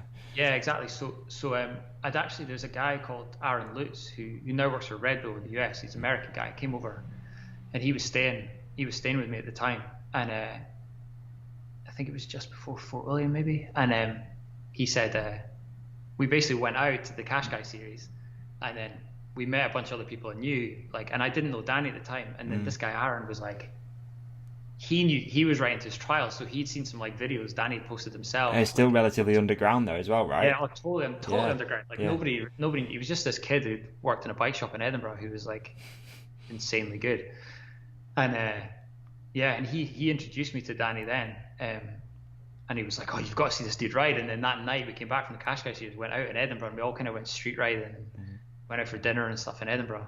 And then Danny was riding, and he was insane, obviously just amazing. And then we ended up going on holiday together to Morzine for a bit, with Danny and a bunch of other, Rory Cunningham and Dave Mackison and a bunch of other Scottish guys. And then in 2009 Danny did Inspired with Dave Sarby, who's a BMX, I don't know if you know who Dave is, but he's a BMX filmmaker. Yeah. Lives in Glasgow now, but he was Danny's flatmate at the time. Okay. And they did Inspired, and then obviously that just blew up, absolutely blew up, and it's insane. Danny he worked in his little bike shop in Edinburgh, and then that global phenom within weeks. Amazing. And what I don't remember about that, did it do the rounds underground for a little bit within that trials community? I can't quite remember. Or did it just literally just boom? Yeah, it blew up. It just was in a day on YouTube. Yeah. It just blew up. I think there was certainly a bunch of people involved in the scene who were probably waiting for it because they knew he'd done it and they knew what Danny was capable of, basically. Yeah. But they put so much into that film as well. They'd spent, I don't know, 6-7 months kind of making it. Just whenever they lived together, so they just went out whenever they could in Edinburgh, and Danny picked out these massive lines he was going to do, and then that whole thing blew up.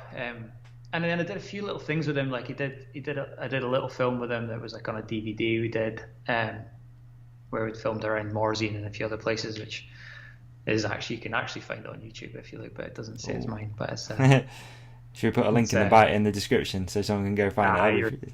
You're all right. Okay, all right, it's not there. No, it's all right, actually. It was called Victory. It was a DVD, and there's a segment of Danny in it, which is funny. He looks so young in it. Really? There's a little interview with him and stuff as well. It's wow. Okay. And in 2009, I did a film for Channel 4, called Industrial Revolutions. Yeah. Okay. And that was like I'd done a couple of projects with Danny before, but then this was the first one that was like it was a documentary series, one-off documentary actually, that Channel 4 running, and basically it was about like these like I guess like extreme sports athletes, or these athletes who are like this new generation with the filmmakers. You're basically just athletes for videos. Right. You know what? I think two of my friends worked on that. Do you know Sam McQueen? I don't. I know who he is though. I don't know him. And Rich Babel. I'm sure they worked on that. With It's called Concrete Circus. Yeah, maybe there was one on a offshore oil rig. No, it wasn't that. No. Do you know what I mean though? Yeah, it wasn't that. It was a one-off. It was a one-off documentary. So there's a guy called Mike Christie, who, in like the freerunning world, they kind of call him like the godfather of freerunning in the UK, because he made a documentary called Jump London. Okay. Yes. Yeah. Jump Britain.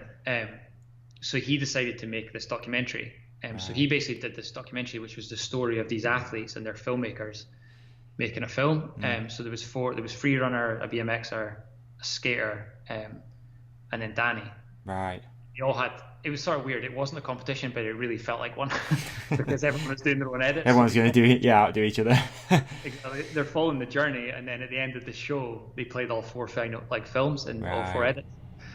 So that was 2011. That ended up being, and that and it sort of blew up, and then I sort of changed it to comedy. It was still sort of me at the time, and then I was working with a few kind of freelancers, and then Aaron Bartlett did a bit more, like we did a bit of work with him as well. Yeah. And that went out, and I was like, it's actually still my favorite film I've ever made. Is it really? Yeah, I love it. Yeah, it's like, because you must get asked that all the time, right? And obviously that was one thing I was going to say to you. Out of all the projects, what's the one that stands out the most? And that's it, right? Yeah, one for absolutely. It was like, I think it's tough because I don't think I'll ever match it, because, and I guess the closest one to that is obviously The Ridge, maybe, because that was such a special time. But that one, it was me, Danny, one of our friends called Nash. We stayed for 10 days, or it was just over a week in a travel lodge. Beautiful. All three of us in the room. Shout out Travel Lodge for providing amazing accommodation. And we just went to this location every day. I had shot on my 5D. I had 3 lenses, a mini jib and a slider. And we found the track, the Ben Howard track. I'd got through one of my friends had kind of sent. He worked at a record label beforehand, and it was before Ben Howard had become a... I was going to say, wow, it's even before Ben Howard blew up. Danny seems to be like almost like a record executive too. He can make songs pop. Like what's the other one from Inspired? I can't remember the name of it. The Band of Horses. Band of Horses, of course. Yeah. I mean, that was like the perfect example, and it just worked so well. So good. Yeah. So we made Industrial Revolutions, and I think there's just something, like, when I look back on it, like, I love how simple the film is. Right. I love the little story of it. It's the colors in it. They're just like, and the experience of making it was so simple, and like, obviously, and it was before Danny had sort of blown up by that point, and obviously Inspired had been huge, but ultimately it was still just like a couple of us, and a mate helping out, moving things around and doing a bit of digging, and a lot. So, and it sounds like obviously your career is starting to make that shift. Danny's career is on the shift as well. It's like perfect sort of merge of everything blowing up a little bit. Yeah, exactly. So we made that one, and it went on Channel 4. It went on to be like to do really well, and it's just I don't know. It was like, it's still just like a pretty special time, really. Yeah. And then that led. I mean, my career definitely started growing at that point, and I definitely began to form the vision of like what I wanted cut media to be. Because I definitely not, like I say, I always knew, like, I was sort of not in it for just like being a solo filmmaker, kind of cruising around. And there was so many guys that I've massively respected who were doing that, and I'd looked up to, be it like Alex Rankin or Milan, who were doing Sprung at the start, but then definitely Clay Porter as well. I'd seen what he was doing. I lost you. Vibrator's going off.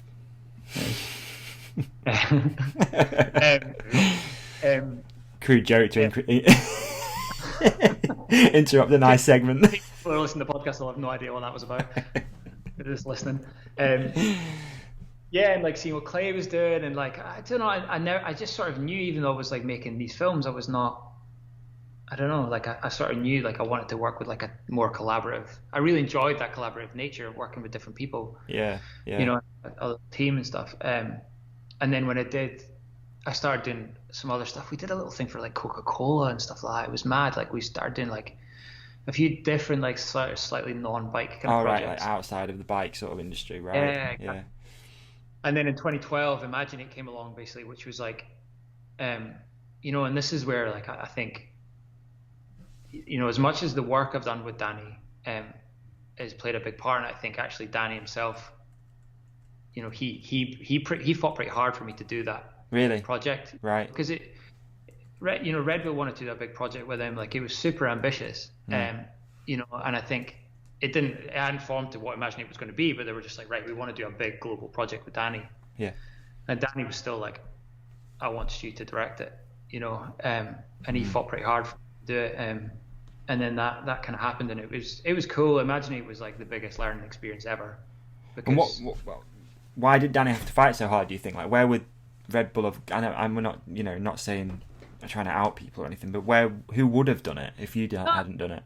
I think it's more like, you know, if you put yourself in Red Bull's shoes, like I was just a young dude who'd made a couple of like films by myself. Still feel like you were still pretty underground at that point then. I was Right. underground. I was still learning like a trade, like basically, and I was not, you know, and it's easy to say this now because I've got the experience. Like, and at the time I was a bit of like, there's definitely that like arrogance and that like kind of, you know, it's like when you're a bit younger, you're just like, I can do that. Like, it's like, you know, just making a film and everything, you know, but ultimately, like, you put yourself in their shoes and they wanted to like invest some decent budget into like a big production that was like, you know, pretty much their biggest campaign of the year, you know, their biggest production of the year and all that stuff. So like, you know, there's no diss on Red Bull here because I see it from their perspective and they're going like, well, should we not bring in like an experienced director and like to do this thing? Yeah.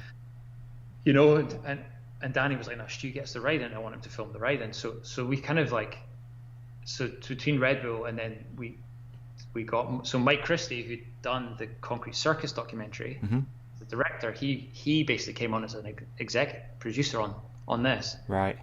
And he was like, we ended up building the dynamics so that Red Bull were like comfortable because he was like a really experienced director. Okay. Yeah.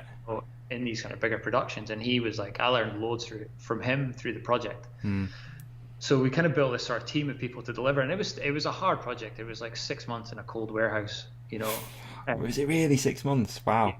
Because it was a massive set build. It was like, you know, it was a big undertaking, and then, you know, we were like, let's film it inside. Like then we don't have the weather to deal with. But then you realize like the set, the backdrop, the lights, moving stuff around, building it all was like super tough, you know, like it just took a whole new world of problems, and I'd never really filmed indoors before, so lighting setups was like new, and it was mad. Like it was such a big undertaking, but I learned loads.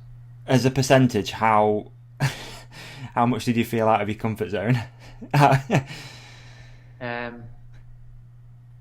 Yeah, like quite a lot, but I think it was mostly on dealing with like, because in that sort of production and the scale of it, you end up dealing with a lot of really traditional filmmaking, advertising, commercial people as well, like be it like lighting gaffers or production managers, or you know, like even like you know, art directors or like all this sort of thing. And we had we brought in a DP for the kind of the scene at the start with the kid in his bedroom and stuff like that. And like, you know what, one of the biggest learning curves for me was like, actually I was come from like stood on a hill with a camera filming bikes, and then I'm like put into this situation of like these like really experienced people who kind of talk a different language. It's almost like literally being put on a movie set. It totally is, you know. And we did shoot like a lot of the riding. We ended up with quite a small team, but like getting the set built and getting, you know, everything in place, and then it was just like a huge learning curve. And then, you know, working with Mike on it was definitely helpful because he's pretty strong. Like he was more on that, obviously done documentary, but even the storytelling side of things. It's really good. But it was just I mean, it was a hard project. Like it wasn't, Danny was injured and you know, he had some issues kind of going through it. Right. And it was like, it was not I don't think many of us like look back on that project and be like, oh, that was amazing fun to make. But I The think grinder.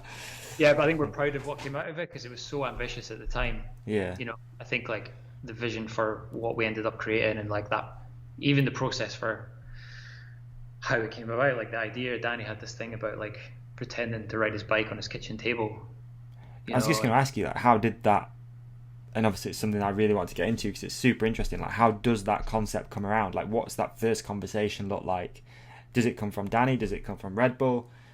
Nah, it's always, it's does it come from God? It's pretty much always, it's Danny. It does vary. It's changed over the years.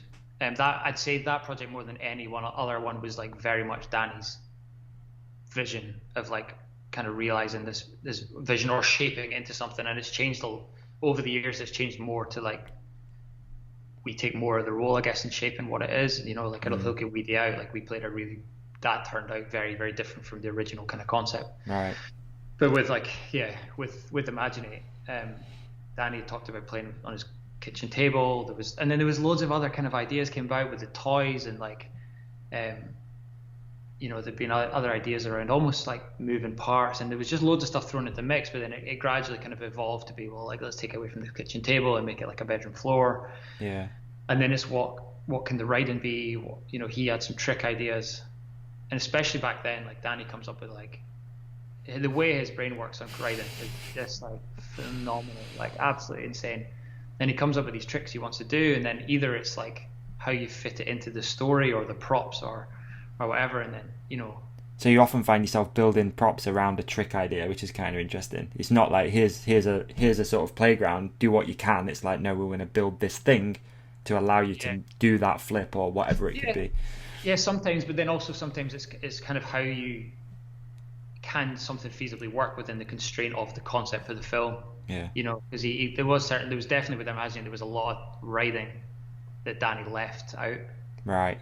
Not that we didn't film, but we just didn't. From the initial ideas, which were just like insane, then you're like, oh, we'll actually probably realize like 50% of them, you know, because it's the way it was in the build and whatever. And you must have to be like super confident in Danny's abilities too, because you've got to build these things from this idea that, dude, for like 99% of people, you can't even imagine doing it on a bike, whereas he's got this idea that it's possible, and you're like, okay, yeah, we'll build this ridiculous tank and we'll get, you know, we'll do all this stuff for you. You know? Yeah.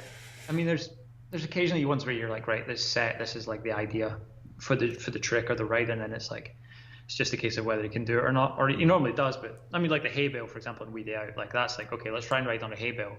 And there was no other variation to it. Whereas sometimes he gets ones where he'll try something and then he'll change it slightly or mix it up or whatever to kind of work. And then with Imaginate, it was very much like some specific props, like the twister board or the tank or whatever, where there was lines you're like, I know what it's going to be, or the loop, obviously. And then there's other ones, we had all these blocks, which were just like the number and the letter blocks, which we knew we could kind of construct different lines from. Okay. But there was loads of challenges, like the set, because we'd built this like skirting board. So from a shooting point of view, you actually couldn't film the roof of the studio. Right. If you know what I mean? Because you were limited by the height of the set. Yeah. So normally you'd be like low shooting up at something, and it actually really compromised the way you shoot it. So you had to shoot it from a different angle, and there was a lot, like when I watch Imaginate, like I can tell you what was shot at the beginning of the project and what was the end, because I just got better.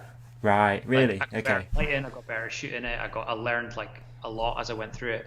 So it's not a chronological film either, and it's not like, okay, right, it goes all over the place. Yeah, definitely. And even things like, you know, just mistakes you make at the start, and they're like, oh, it's one of those films that I'm sort of proud of what came out of it and what we achieved, but I don't particularly like watching it. Okay. Dude, 90 million YouTube views. Yeah, I still don't like it. Hard to get... I do like it. That's bad. I don't. That must be pretty gratifying though. 90. Yeah. I mean, we said earlier, like it's almost like being put onto a movie set. Not many movies get 90 million views, I bet. I don't know. It's weird. That's view things crazy, like, man. The view things just. I don't know, man. I wonder if. I mean, I'm like this as well. Like, I don't really think about figures. Like, I don't even I sometimes joke about it with people. I've had a few conversations with like potential sponsors for the podcast, and they're like, "Oh, what sort of downloads do you get?" I'm like, I don't actually know, to be honest. I'll have to log in and like have a look, because I don't really care. Like, as long as I'm happy and it seems like there's good feedback, that's sort of like for me that the sort of the gratification from this is just I'm enjoying doing it, like whatever. But I'm not sure how I'd feel if there was a number like that attached to something. I don't know if that'd like change it or not.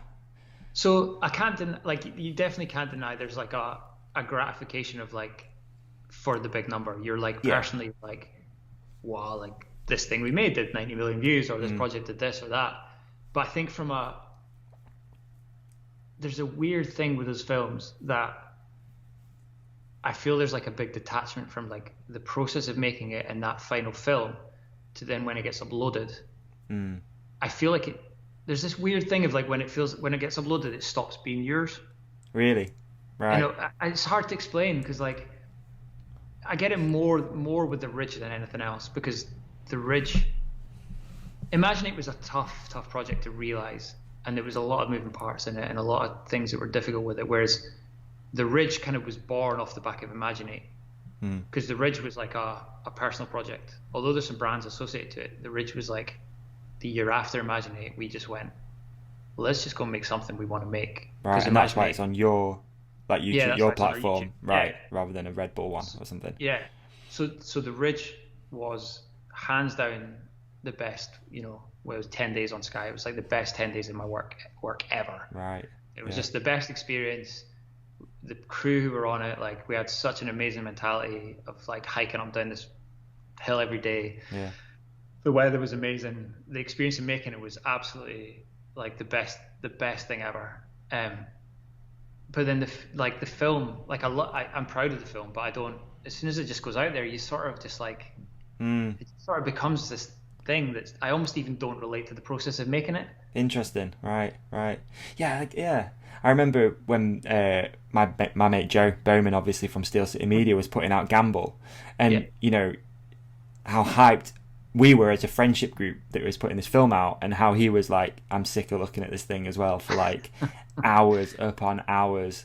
And it is a strange process, isn't it? Because you're so, I don't know, you're so sort of involved, but then all of a sudden it's out to the world and there's nothing you can do about it. It's just a case of like, letting the balloon go and let it fly off into the air and hope it does well, sort of thing. But it must be kind of cool as well, going back to the view side of things, that Red Bull, especially for that first one with Imaginate, put trust in you, and then you can say, look, this is wow. I mean, if they ever needed any verification that you could do this project, I like the guys that I worked with, the two execs from Red Bull who worked with on that are now, like, still have a real good relationship with them. They're both still at Red Bull. Like, they've definitely, like, I feel they've played a part in the way Cut Media's grown, and I think they like feel like they've had a little part in it as well, maybe. Because, definitely. Like they saw me coming at that point with this like inexperienced kid that's like going to direct their biggest production of 2012.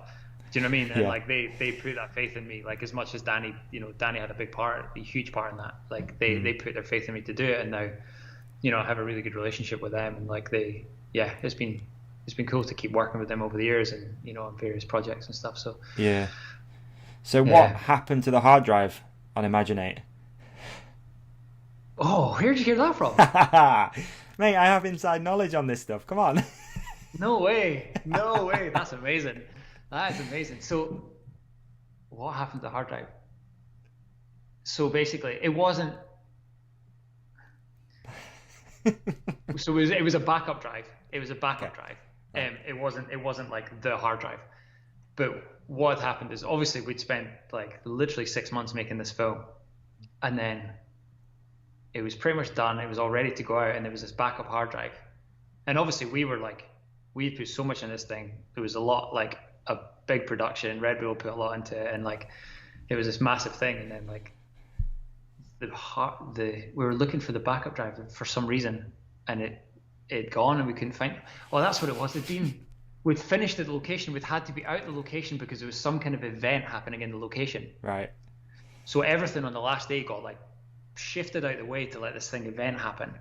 Okay. And like I think like everyone had just been kind of moved all over the place, and it was a kind of a mess. And then we suddenly realized this hard drive was missing, and I was like, shit, someone cannot get this hard drive, because it's like the biggest production, you know, it cannot like go it's into a the wrong massive hands. production. If this thing gets leaked, it's like insane.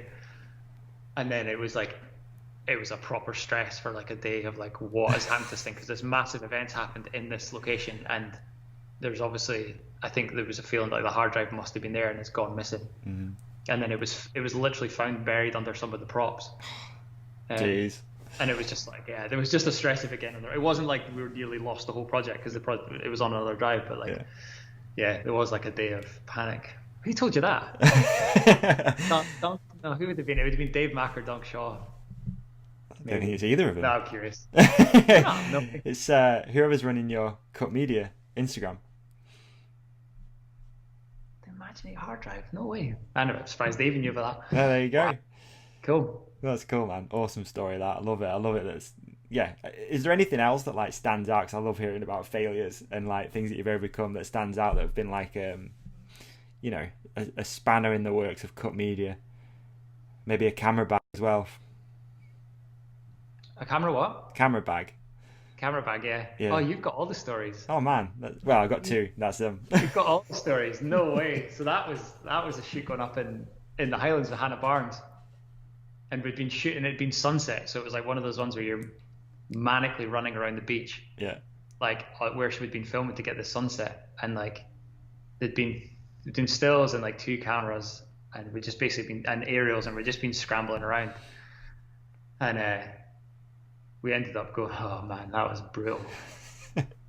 That was brutal. We'd end up being scrambling around like shooting, and then literally we'd been in a camper van for the week. Okay. Got finished up, carried kit back, and I think it'd just been one of those ones where like everyone had been carrying kit down the beach. It all happened in a hurry. Carried kit back, and then we'd literally just been leaving in the camper, and I was like, "Where's the lens bag?" And and then I was like, "Oh shit!" Like ran back down to the beach. The tide had come in. Oh no! The flipping camera bag floating. Was it? Lens all... You see it? Oh, yeah. Yeah, I saw it literally like going up, saw it floating. It was horrible. I mean, literally, it was mad. Like, it was a quick to take it because it was literally like 5 minutes. Really? I went back to pick up this bag and like, yeah. You go in and get it then? Yeah. Yeah. But the lenses were humped, like they were done. Oh. So we were insured, but it was nightmare. Is there anything else that stands out? Like, it's always nice to hear about these things, man. No.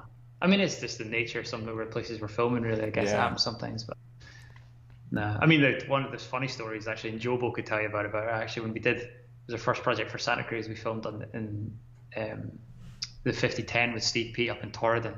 Okay. And it was like first project for Santa Cruz. And we managed to get some budget from Visit Scotland to cover a helicopter. So it was before drone. It was basically before drones, like before they were like any good anyway. And we thought, let's get a full-size Cineflex helicopter. This was like the most exciting thing. Getting to go up in a helicopter, shoot Cineflex stuff. And it was snowing. It was basically, the weather was so bad. And you can have like all the kit you want, but like a Cineflex doesn't have anything to clean the lens. Okay. So we had basically like something like 3 or 4 hours with a helicopter. It snowed the whole time. And we basically had to land the helicopter like every 5 minutes to try and clean the lens. And it was just a total whiteout, and just lost. Like, we must have ended up with about 5 minutes of footage. Really? How much do you think that helicopter cost? It was like 10 grand or something for like a few hours, you know. Wow. And like we managed to find get some money to pay for it. Because, you know, and it was just like, it just ended up being a total disaster. Like literally the shots of Steve, I mean, the film went really well and the film is super cool, but the aerials of Steve that are in that film are the only ones where there's not water on the lens. You know, It was like the best thing ever, having a Cineflex. And so you strapped yourself to it and just been there just like... Oh, honestly, it was hilarious. But in hindsight, it was hilarious. At the time, it was like... Yeah, pretty tragic. Stressful. Yeah. Classic.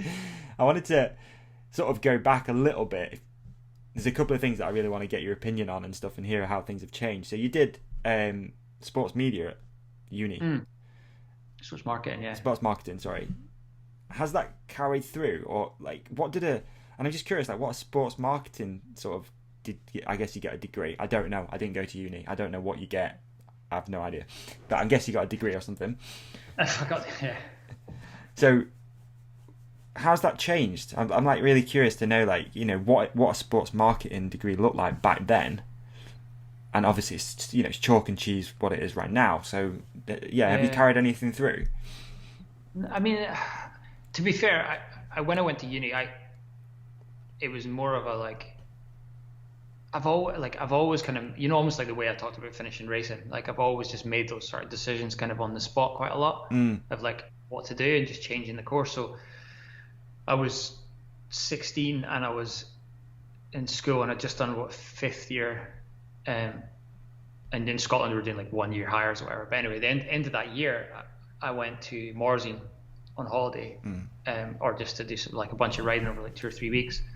And I went with a bunch of people who were older than me. I was like, say, I was 16. The next youngest was like 19 or something. So they were like all 19 to sort of 25. So it was like riding every day, going out to the pub at night, just had a mint time and an amazing holiday. And I came back, and it was literally the night before I was going back to school. I said to my parents, I was like, I don't want to. Really, yeah. I don't want back to school. Not going back tomorrow. Don't fancy it. Yeah. And they were like super cool. They were just like, well, that's fine, but you're either getting a job or you're going to uni. So going to uni was kind of the easy option because okay. I just got the grades. I didn't have the grades for the course because I'd done them in 1 year. They let me in.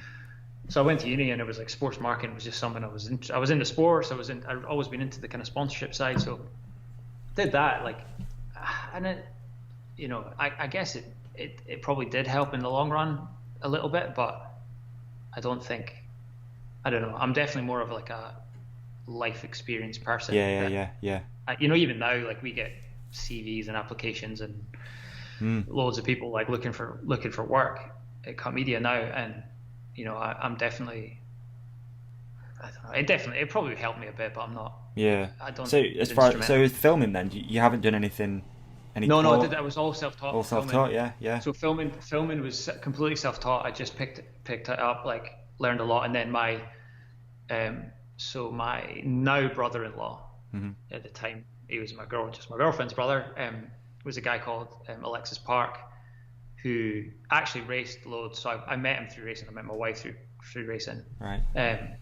It was weird. I started going out with her, and I was just getting into filming, and I was there trying to make a career out of it. And then Lek, who, as we know, was called Lek, he had done a whole degree in filmmaking, but then actually at the time he was a builder. Okay. And he was going to just building and helping, you know, some of his friends out on building, and I learned a lot of the technical side from him. Right. So, and the cool thing is that he was a builder for years, and then he built his own drone like really early, like one of the first drones. And then he got right back into filming, and then we made the Ridge. He did the aerials on the Ridge, and then now he like shoots for the Grand Tour and Top Gear. And wow. It's not like he does all aerials. So he went right back in and kind of filmmaking later as well. But I guess the motivation, I was definitely driven to do a lot myself and to like just learn it. As soon as I got into it, I was like really into the filmmaking side, but the technical side, I learned a lot from him, but no studying or anything. Right. No, I think that's the best way, man. It's definitely the same with my life. Pretty much, well, everything's self-taught. I left school at 16 as well, and I've just it's funny, I was talking about it with my girlfriend last night. Because we were talking about marketing, and I guess in a weird kind of way, it's kind of like what I do now. I basically do marketing. I mean, this thing is marketing a lot of the time, and I've learned how to do audio, I guess, a tiny bit, and a little bit of video, but it's just all just self-taught. It's amazing now what you can learn through YouTube, or just knowing people too, man. Like, you know, you can just pick up little tips off friends and stuff like that. I'm a firm believer in it's not what you know, it's who you know 99% of the time. It's definitely been apparent in my life. You know, have you worked in the bike industry the whole time? So I've been in the bike industry for 6 years, I think. 6 or 7 years. Yeah. So before that, I worked for before that, I worked for One Industries. Okay. It's like part of the 661 group. So I was a sales rep for that, and that was like my entry into the motocross / bike industry. And then I had a camper van company for a little bit, making Yeah, but making motorhomes. And then started the distribution company, and then it's weird how this stuff's all changed. You know, we've gone from being a distributor to now only selling our own brands. Cool. And then like the podcast has become a thing on its own, and then I run a sales agency as well, so sales and marketing agency on my own as well. So Amazing. it's weird, it's weird how it all. Sometimes you don't even notice it's happening, You don't even know it's happening, and you're like, fucking hell, how did this?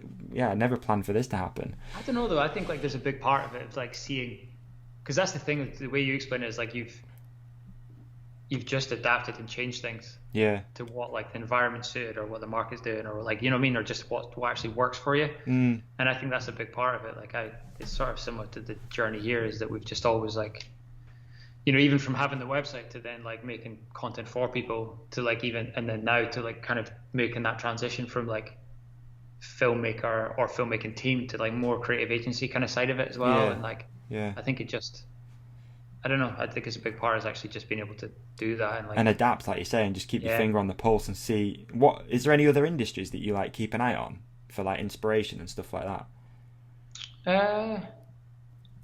I mean, I'm massively into sport, so like I have like all sorts of sport, so I'm always like across the sports side of things, and then obviously like advertising and the marketing side, like I'm really into that as well, and like we're sort of in this little like mix of the two.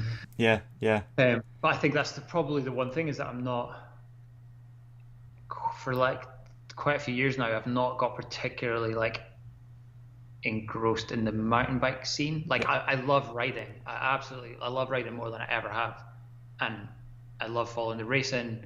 I do follow like what's going on in the scene, but I'm not like, I think for our inspiration here and like from the filmmaking side or creative side, like I've always kind of looked outside of it. Yeah. I'm with you. 100%. I'm the same, mate. Definitely. I think I like to look outside of this bubble. I think for the industry side of stuff, I keep a really close eye on like what the surf and snowboard industry is doing, because it's super progressive. They're always doing new stuff. And then from same from the marketing and industry side, that's what I keep an eye on mainly. And then from the podcasting side, it's mainly comedians and stuff, because they're so far ahead. You know, I love what some of the big comedians do, especially the American guys, and that's kind of how this all started. It was like mixing the two of like, right, this podcast thing, there's no mountain bike podcast, so there should be one, so I guess I've got to take it upon myself to start it.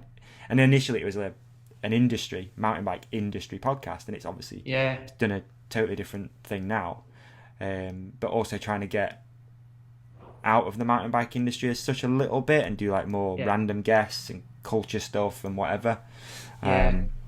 That's cool though, like just taking the leap to do it though is it's pretty dumb at the time, but man, it's not at all. Like look, like I guess you got in there early, and like there's, you know, it's not like by accident that you get in there early. Do you know what I mean? It's like I guess I appreciate that, man. Very kind words, especially coming from yourself. So thank you, I really appreciate that.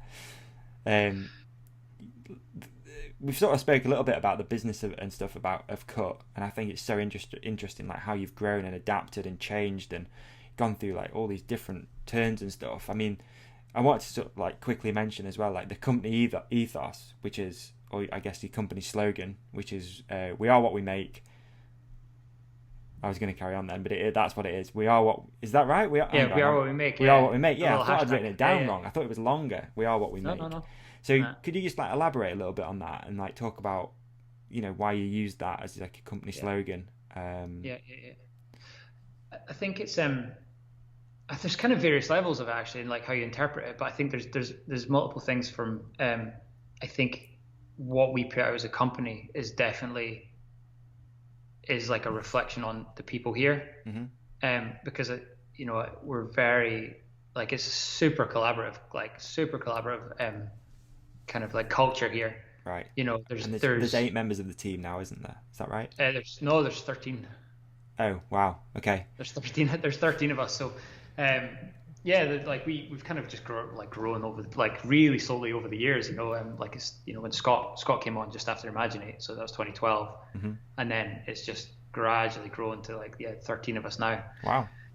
But it's like super collaborative, and I think that there's like, I really like big kind of strong pride in here about that process of like the work we make in here, and that, so we don't really, like, I don't really consider us as like a filmmaking company. Okay. I consider us as like one part creative agency and one part like production company. Right. So what we're doing is we're primarily making like video and video campaigns, like more advertising, marketing, kind of branded entertainment stuff. But the best projects are the ones where like there's a little bit of an idea, and then you just work back and forward with like our clients or whatever to like develop that idea, plan it out. Yeah. Be it storyboarding it, be like test shoots, be it like examples and like this kind of written treatments and stuff on the projects, and then going into shooting it, and then the post-production. And like seeing that whole process through. And it's like very much like that end product is like a strong reflection in us as people. Yeah. And then also in terms of the content we make and the sports and everything, it's like the same thing. It's like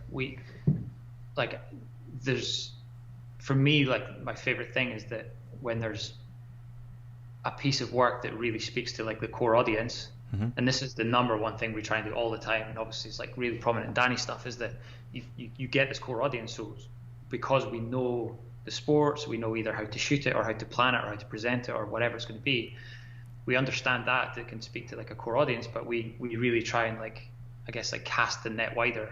So the concept or creative or approach to it is like actually still something that will speak to someone a bit more of a mainstream audience. Yeah.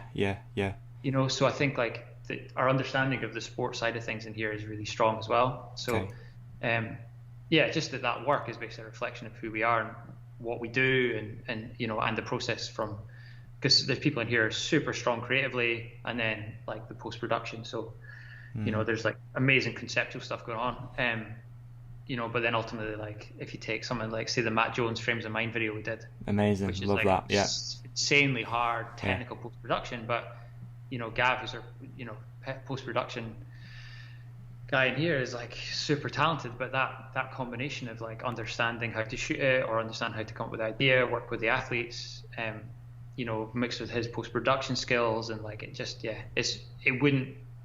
the work wouldn't be the same if it was like one person. Trying to together or drive or pull in different freelance people in. It's like that team culture is what makes it work. Yeah, and I think it's really interesting when you showcase a rider's ability along with all your guys' ability, how broad that can go. I mean, you can show, my mum's a prime example again. Like, you show my mum that film or Imaginate, they're gonna be captivated by it, whether they know anything about bikes at all. They're gonna find it impressive to watch visually, and also from the talent that's on show as well. And super interesting, man. I think that's really, really cool that you can do that. And I guess as well, like the Design for Down video that we spoke about when you came on the Lockdown Companion, or what was it? Yeah, Where's Ollie? No, Where's Ollie? Where's Ollie? That's a good example too. So you took that idea, I guess, as sort of from focus, like just this is what we're thinking of doing, and you've literally built that whole concept out, the shoot, everything, provide all the assets, and right. That's what's changed really. Is like, and it almost links back to that very first conversation about creative, and sort of strategy. Is like, that's like ultimately like the technology we use in that is to realize the vision and deliver everything we need to deliver. Like, so that, because that campaign and some of the stuff we're doing with Focus is like, it's not just a film. It's like various assets. It's a concept that we work really hard on developing, and there's as much work goes into the studio now as like certainly on the shoot, and then obviously it ends up on their website and print ads and like the kind of broader kind of campaign element as well. How do those conversations take place at Cut? Is it like a round table discussion fueled by loads of coffee and iron brew? Because I'd love to be part of that. I bet it's hilarious. I bet it's so fun. Like, oh my god, just the brain just popping off, and it's so sick. Yeah, no, it does. I mean, basically, generally we'll get a brief through, and it kind of varies exactly how it works, but a lot of the time it'll be like, right, like team all get together. So certainly all the kind of creative. I call the Avengers coming together. Yeah, exactly. Except with coffee. And it does. It'll be. It's super cool when it works well, because like it just like ideas fly about, and then there's a lot of it's references as well. So we'll ping up different references from all over the place, and like 99% of the time it's not mountain biking stuff or cycling or whatever. It's just like other references. Yeah. But the cool thing about it is, like if I look at the people who work here, you've got someone like Caitlin who works here, who is creative, who kind of learned her trade at Wieden and Kennedy's in Amsterdam, who are like a massive creative agency. Right. World famous, huge creative agency. And then someone like Gav's in that meeting, who's like bringing this post-production perspective of like effects or visuals or what he can bring to it. And then Andy, who's obviously done some of the focus stuff, who's kind of got that filmmaker, director, more of the writing like knowledge and experience as well. And like you just kind of like, I kind of think it's the idea of like when a bunch of people who have their individual skills, visions for stuff, capabilities, and like chuck it all into a mixing pot and bounce ideas around. Yeah. Like you end up with something, and then the way our process works is we do that, come up with an idea, and then one person, sometimes two, will like take it to develop it. Right. Okay. So they'll take it away, develop it, then we'll have another team meeting, see what we think, like review it kind of thing, add in and we want, and like work up that kind of idea that goes to our client. Okay. And then once it goes to client, like, yeah, sometimes it's a few ideas, sometimes it's just one. And then it just goes back and forth, and it's super collaborative with them as well as like what's working and what's not. And then sometimes it's the client that brings idea as well. Sometimes, the idea comes from like various places, It's so interesting. I want to be obviously very mindful of your time, but there was one film that I wanted to talk about, which was, I think it's one of my favourite that you've done, which is the 5010 launch. The one filmed as if it's a sort of toy bike. Can you shed a bit of light on that and how that came about? Because did anything change? Was there another idea before we went into lockdown? Like, how did all that happen? Yeah, so that was like, I mean, it's like a pretty cool example of like how the process can kind of play out here. Is that there was another plan. There was like a road trip going to go on. There was like a bunch of different riders involved. We were going to shoot abroad, and that it was all just kind of just starting to get developed as lockdown came in. Okay. So we ended up on a call with the guys at Santa Cruz, and this is like a great example of like how an idea can like come from somewhere and then just like just get developed. So we were doing this. We had to run this call, and then Johnny, who's one of the guys who works here, is like, he's a bit of he was a bit of a secret kind of fingerboarder. Oh, okay. All right, we'll let him off. He did, yeah. So he did fingerboarding, and he had his own little there was like a little Instagram account that he had where he'd done some little really cool, really creative little fingerboard edits. And we basically ended up breaking this to Santa Cruz on the call, and there was no like we should do a finger bike edit. It just came into conversation like somehow about his chat.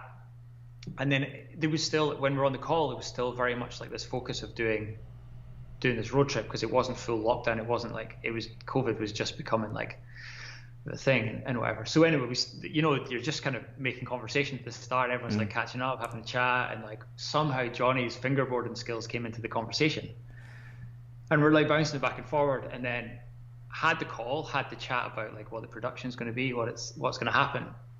And then at the end of the call, we're just like, cool, good to catch up, right? We'll just see how things work out. And then it was actually one of the boys at Santa Cruz went, well, if it all goes to shit, then we'll just get Johnny and his fingerboard. And it was like, cool, see you later. Everyone hung up. And then we were just like, shit. That could be sick. We could do something. That would be amazing. So like Johnny, who's hands down like the talent behind that film, like he went home, and we're like, right, cool, let's, rather than just go back to them and pitch it, because we were a little bit like, we were kind of apprehensive a little bit about pitching it, because we're like, a finger biking's a bit old, like, do you know what I mean? It was cool. There was a time when it was cool, and everyone was like buzzing on finger bike. We're like, is this going to be seen as lame, or are they going to be into it? Because we were like, this could be super cool. But so then we're like, right, cool, Johnny, get a finger bike and let's just shoot something and see what it looks like. So there was a little test edit done with just like a finger BMX. Okay.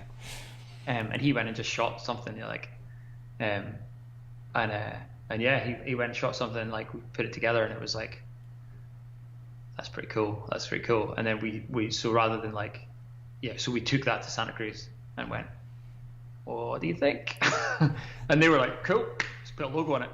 So like, you know, Wow. that wasn't edited, but they were obviously joking, but they were like, yeah, that's cool, so let's go with it. So then, yeah, and then we went into lockdown, and then it just became this like really cool, like, it was interesting because it was that first time when it's all just video calls, and we're used to being together and working together in a studio, and it was obviously feeling that. Scott, who's our creative director at the kind of agency, he's like creative directing this over Skype.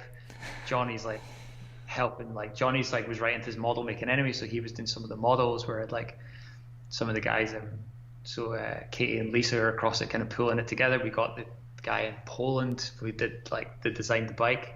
I was going to ask, like, where did all these props come from then? Like, we found the guy who made the bike. We found him on Instagram. Right.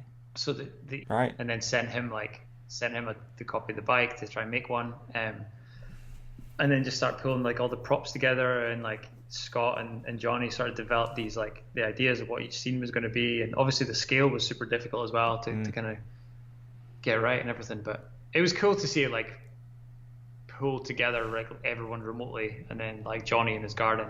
Is it actually in Johnny's garden too then? Yeah. It's his parents' garden. Right. His parents' house. So like they were like helping out with it, like like doing. His dad actually did the little 4x4 in the heat, like that was looking brand new. So he like aged the whole thing and like got involved and. It's made it such cool. a good So edit, man. I think that's definitely up there. It's definitely top 3 for me of everything you guys have done. I love that. I think it's amazing. And again, tons of views on it. I think it's like 75 million, maybe. Yeah, no doubt that one sold a bike or two. Yeah, it's cool. It was cool. Yeah, definitely. Again, want to be really mindful of your time, dude. So that's right. No worries. I know we've been going a while, but no, it's cool. I'm alright. All right. Before we do listener questions, then. Okay. VR. Seeing the stuff you put up recently on Cut, all about the VR project you did with Danny, which is the Ridgeline. That's right, isn't it? Yep. So, dude, again, I'm just going to hand over to you a little bit. Like, elaborate on that. Like, how did that project come around? Where is it going with all that stuff? Because if anyone hasn't seen it, it's well worth checking out. You did like a bit of do you call it behind the cut? Or making the cut? Making the cut. Yeah. So well worth watching. Really, really interesting.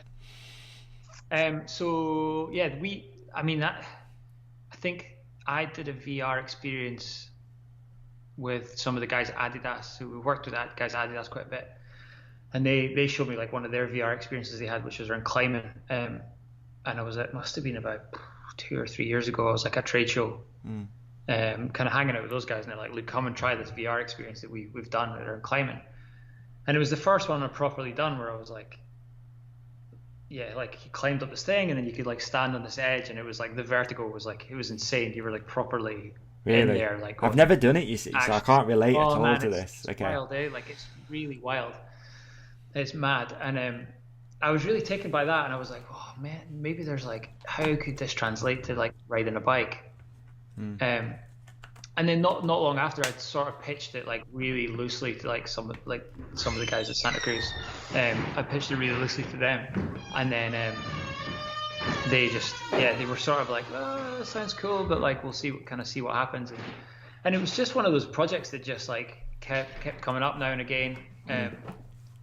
You know, and then it got to the point where we're like, right, let's like actually do it, kind of beginning of last year. And for me, it was a really cool, like, kind of example of the journey that we've been on with Cut Media as well, because it was more of like here's this idea.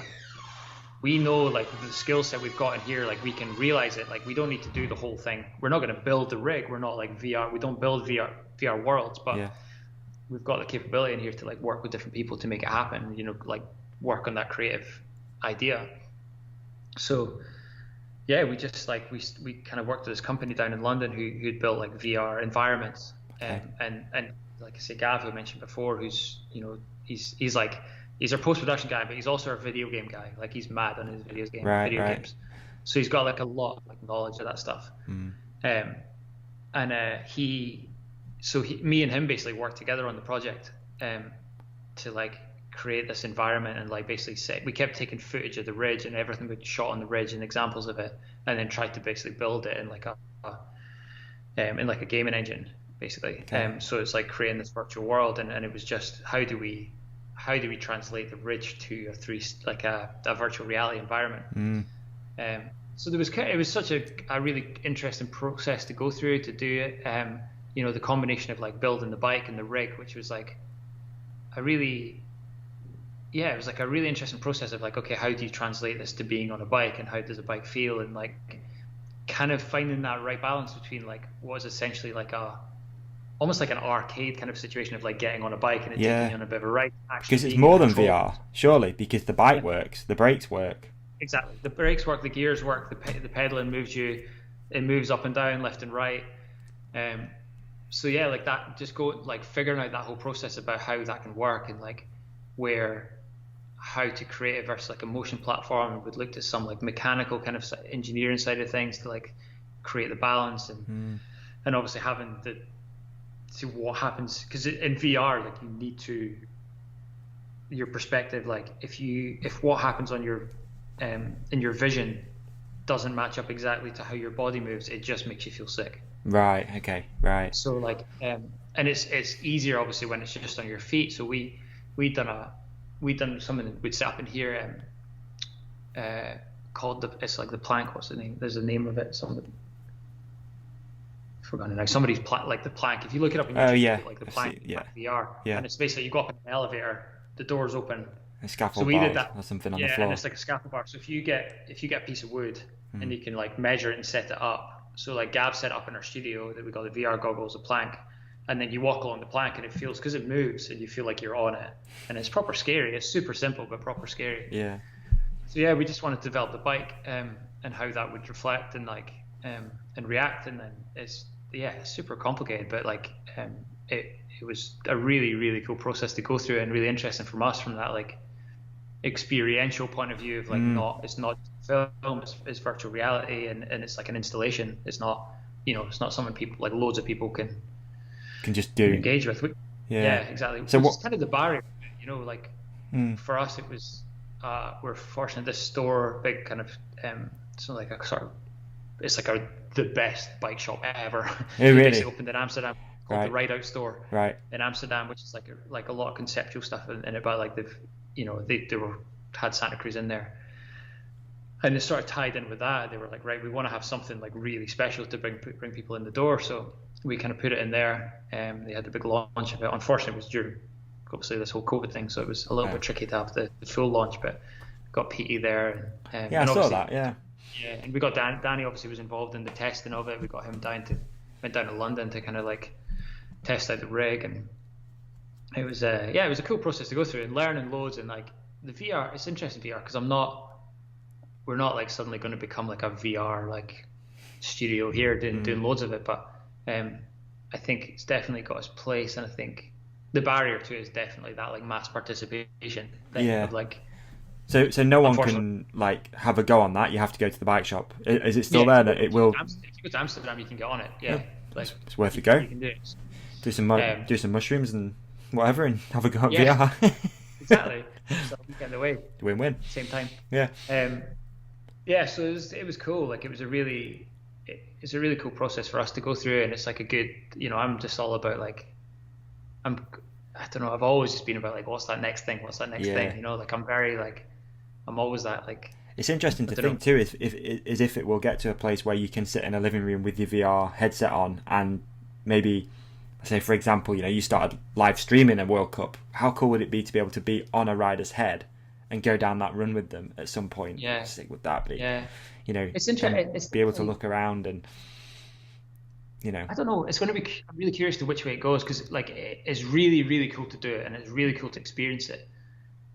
But then from a like, when it comes to putting VR in someone's house, I think from a gaming perspective, it's going to be huge. Yeah.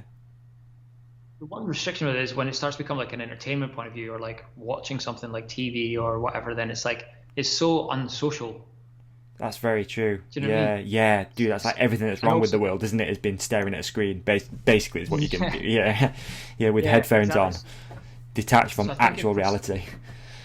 Yeah, so for some of that, it was really cool because you get on a bike, you have this experience, it like scare yourself because it's proper like, I mean, we kind of based it on the ridge, but then added another level of fear to it as well because we put like little skinnies in it and stuff like that, and it's like, it's scary to do it. Like if the bike tips forward, you're going down like a steep skinny, and you're definitely in that place. Like, Jeez.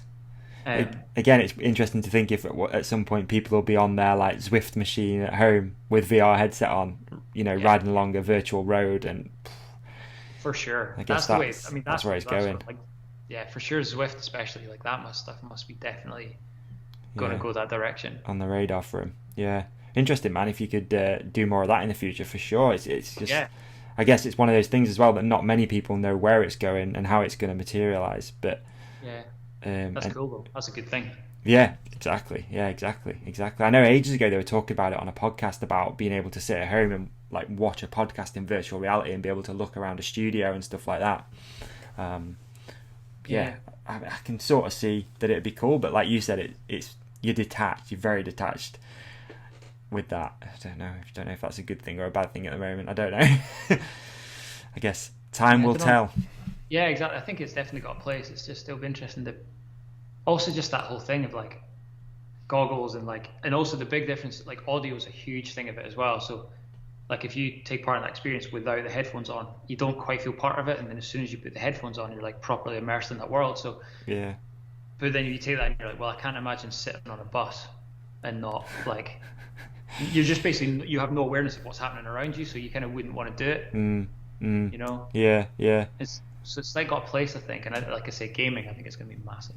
For sure. And so from like a filmmaker and creative point of view, is there anything else on your radar like that, VR or anything else you think that's going to come out and change the game?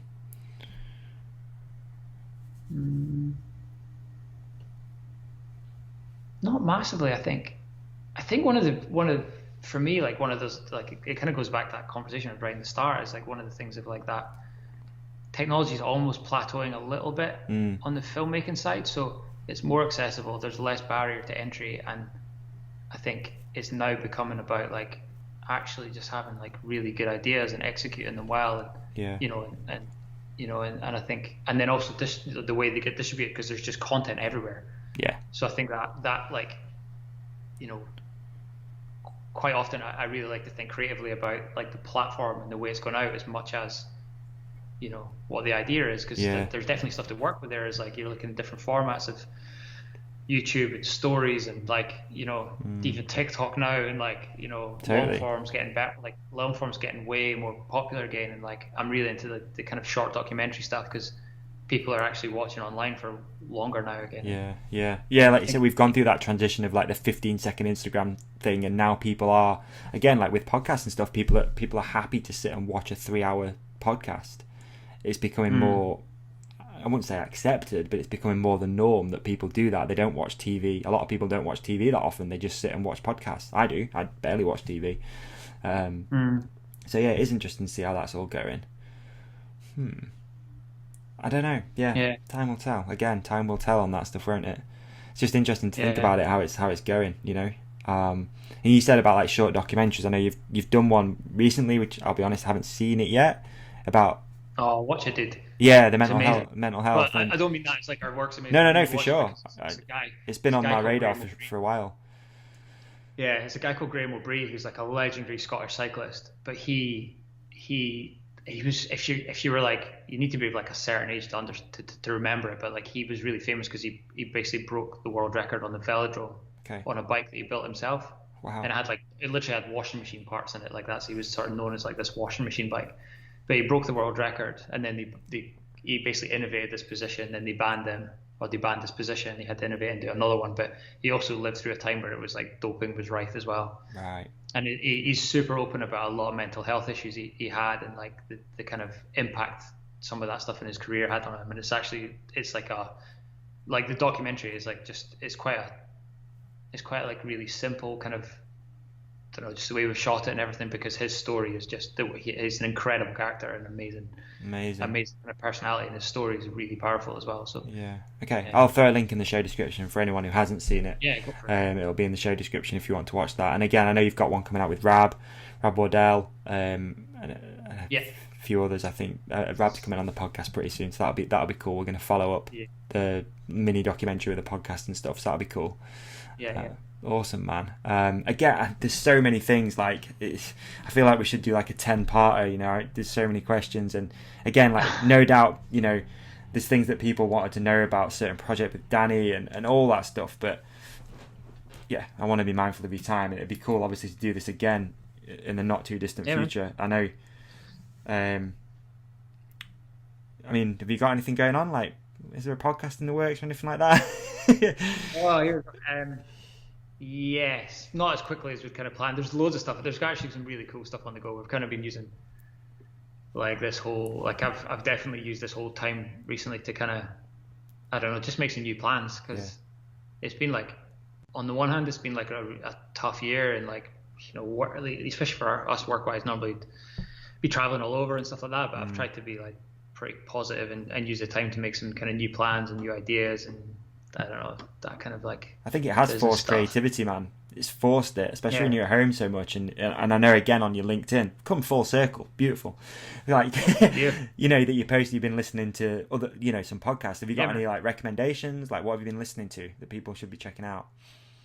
Oh man, I'm sort of like, I don't know, I'm kind of boring for this audience, right? Because I'm writing to my like business books as well. Oh yeah. I'm like, I'm into like, like quite a few like kind of, I don't know, it really like motivates me. It's weird. I'm not like, I don't want to go like all business on people, but actually like I'm really motivated by like the progression and how I can change things and do new things, and like kind of opportunities, and just like I've definitely really embraced the podcast audiobook thing like in the last little while. Rad. Oh, massively, because I've never been much of a reader, like, so I'd never like sit down and read a book too much, because I just don't have time, and then if I did, I was on holiday, and I just kind of didn't do too much. Whereas like podcasts and audiobooks, I've just like massively embraced them. But it's always like either like I'm quite motivated by the kind of marketing stuff, business stuff, like just it just kind of motivates me, it makes me think different or whatever. And then really into the sports stuff as well. Like I'm really into like every kind of like, you know, I listen to, there's a couple of like podcasts, like sports podcasts I listen to, like there's one called Don't Tell Me the Score, which is just like people who just take interest in people from sport, and it's more like like taking their perspective to like wider life. Okay, interesting. You know, that's cool. That's a BBC. It's a BBC one, and then it's like High Performance, which is an interesting one I've kind of gone to recently, which is again like I was listening to one the other day with like Chris Hoy, you know, like just talking about his motivations, and like, you know, how he just went through that training like super hard, never missed a session, like working like, you know, super hard. And then even like, you know, the psychological stuff, like he was telling a story about Steve Peters, who's like, I've listened to some of his podcasts. So Steve Peters is a sports psychologist, like super famous sports psychologist. And like Chris Hoy was saying, so I was like a few weeks out from like the Olympics.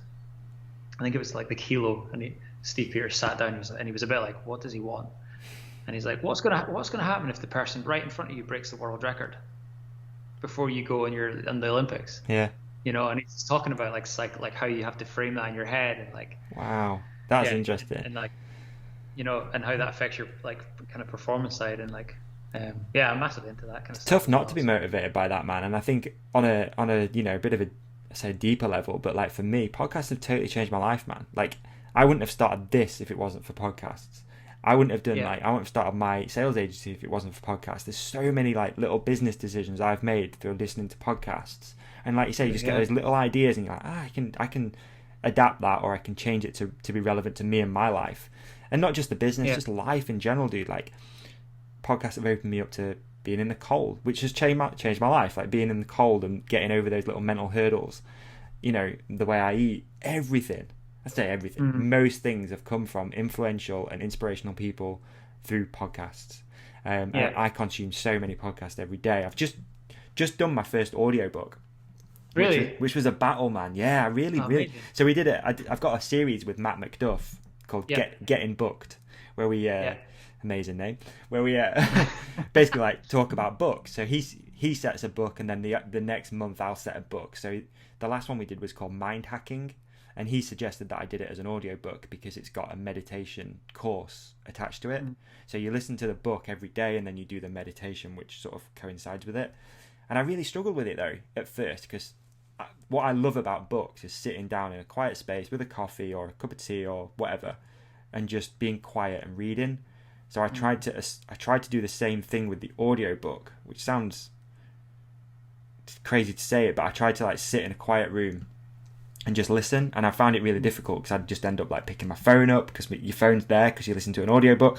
So I'd be like getting distracted with social media or replying to people or email or whatever. But so the audiobook thing, I haven't quite got into it yet, if I'm honest. I'd advise anyone to check that out though, dude. If you haven't listened to Mind Hacking and done the meditation course, it's really, really good. Cool. Hence why I mentioned the book that we're doing next, which is called Stephen Pressfield's War of Art, which is all about resistance and overcoming resistance, which I'll send you a copy of. Because I love gifting books to people. I think it's amazing. It's been massive for me. Like I do think the audiobook, because it's almost that time. It's like when you've got like I'm one of those people that's just always on it. Like I'm always doing something. I'm either in here like working and doing different things, or I'm like, you know, I've got 2 kids and I'm like super busy with them, or I'm riding my bike and I'm just like, I'm always like on it. And then when you get that time in between, which is generally like driving or traveling or you know, whatever, like it's just filling that, like it uses that time super well, because I just use it for like learning, like and kind of, and also motivation. Like if I'm coming into like meet some of the team at work or whatever, we've got something going on, and like I listen to a good like audiobook or podcast, like I come in just like buzzing with like ideas and stuff like that, you know. So it's like it's been really I'm really into it. I like to think of it as almost like a free university. That's how I look at it. And I have like loads of podcasts that I've listened to over the years, which I've saved on my phone, and it's like I like to think of that as like my bookshelf. It's like if I need a bit of motivation, like anything from David Goggins. I don't know if you listen to much of David Goggins stuff. No. He's a ex-Navy SEAL, like ultra runner, and he's a different human being, man. He's not like 99.9% of the people on the earth. He's a different thing. So you know, if you're struggling with a bit of motivation, or you can't really get going in the morning, I put that on and I'm like, right, I'm going out running. You know, I'm going to get after it today. You need that shit, man. I don't really know what I was like before at all, to be honest. I can't even really remember. Pretty lazy, I think. It's cool listening to those, like that's the thing, those people, I love listening to people like that and their perspectives, because even like I've listened to quite a few with like Alex Honnold. Yes, of course. You know? And his perspective on like when he did free solo, and like just that, I love that perspective of like, he's just like, well, I've trained my entire life to climb, and this is actually quite a simple climb. So for him, and he's like, there's nothing massively hard grading wise for me on it, so why wouldn't I just climb it without a rope? Because I'm totally capable of it. And it's just that, I love that, like the psychological stuff and how people frame things to like, just to like use that either knowledge or expertise or experience, or like how they kind of get that performance element, like high performance kind of element, you know? Totally, man, I'm with you. Should we do a few listener questions, then we get you out of here, man? It's again, want to be mindful of your time and stuff. So, okay, first listener question came in from, you might know this person actually, at Cut Media. If you let's do this one first. It was funny. If you could be any pasta shape, what pasta shape would you be and why? And who is the best at smash ball? So the pasta question is because, so anybody who works at Cut Media, whenever we do a job interview, on the application, we always put like a really, really random question. Amazing. That basically teaches us loads about people. Okay. Like, it's amazing the insight we get. So like, you know, for example, one of the really early ones we did, I think it might have been one of the first one we did, it was like, you know, for like a role, and it was like filmmaking, on the filmmaking side, and it was like list your top 4 Daniel Craig James Bond films and why. Right? Which seems like, okay, it's just a film, it seems a bit random, people, you know, but the responses you get are like really insightful, because some people are like, I mean, it's it's clearly Casino Royale. Are you an idiot? Why wouldn't it be Casino Royale? And then some people like write a paragraph on each Bond film as a critique for like why that's the best. And then some people kind of dismiss it like you're being stupid, and like it gives you a really good insight into people's personalities. Yeah. So we've done a bunch of different ones like that. I think the last one was probably what sort of pasta shape would you be and why? And it's literally on the job application. Yeah. So yeah, but for me, I'm a penny guy. I'm definitely a penny. Oh yeah. Okay. Yeah, How come? Yeah. Come on, you got to elaborate a little bit. Because it's like it's because it's for me just because it's nice and simple, but you get all the goodness with a bit of penny, don't you? Yeah, you do. Yeah. Because it's got the tube, you can like fill it up with like. Yeah. It's not just straightforward pasta. You can get some. It could be like a surprise in it, really. Yeah, exactly. Yeah, it could be full of surprises. Exactly. Yeah, I think that was the reason. Is probably the last job ad question we put on. So someone's probably just put me on the spot. Like, well, you're asking everybody else, why don't you? Yeah. see what I come up with. Funny. Good question. That. What was the other bit? Smash Ball. Yeah. So the Smash Ball is, so we have actually I can even show you. We have a table tennis table in our studio. Oh right. Over there. Over there. Yeah. Oh, I've lost you again. Can you hear me? Yeah, I got you. Cool. So we have a table tennis table over there, but basically some of the team Friday they have a game of Smash Ball, which actually means hitting it off the roof, not the table. Oh, interesting. Is that why you had the roof prepared earlier? And yeah, yeah, that's it. Yeah. Prepared the roof. So yeah, Smash Ball. I think I'm going to say Johnny's the best. All right. I'm going to say Johnny's the best. Is this fingering Johnny? Yeah, fingering Johnny. Yeah, Johnny in the diamond digits. Oh dear. Next one. At Trailhead Project, recently a guest on the podcast too. When you put a new film out, what is your measure of success?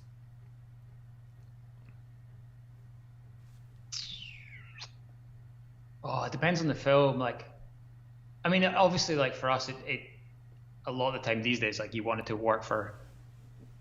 do the job for the client or whoever we're kind of making it for, make sure they're getting what they need from it. But I mean, if someone's relating it to some of like the athlete films, I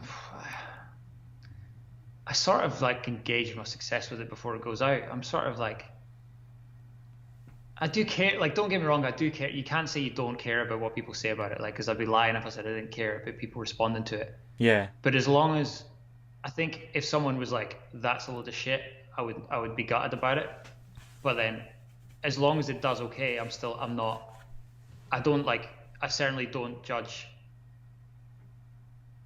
Like, my favorite films are not in order of views. Do you know what I mean? It's like, I know that like I like the project or not before it kind of goes out, but as long as it's doing the job for like the people we're making for as well, because I think that's part of our challenge. Like sometimes is that we make cool films, but then a lot of the time you're like, well, actually there's a purpose to it as well, and we're trying to deliver something or whatever. But yeah, in the athlete ones, like it's definitely, like for example, Matt Jones that I mentioned earlier, like that Frames in Mind project, like before it went out, I was super pleased with it because I just felt like it ticked what we want to do, which is like pushing boundaries. Yeah. Try something to let people see something that hadn't been seen before. So there's always different things, whether it's like the performance or the story or the concept or like whatever. But I think it's like most of the time I'm sort of like 80% there before it's released and whether I like it or not. Okay. Good answer, man. Really good. Got one from at Casey Arnesolt. I'll miss the first bit, dude, because we've covered it. But any advice for someone pursuing a media career? Oh man, I'll get super opinionated with this stuff.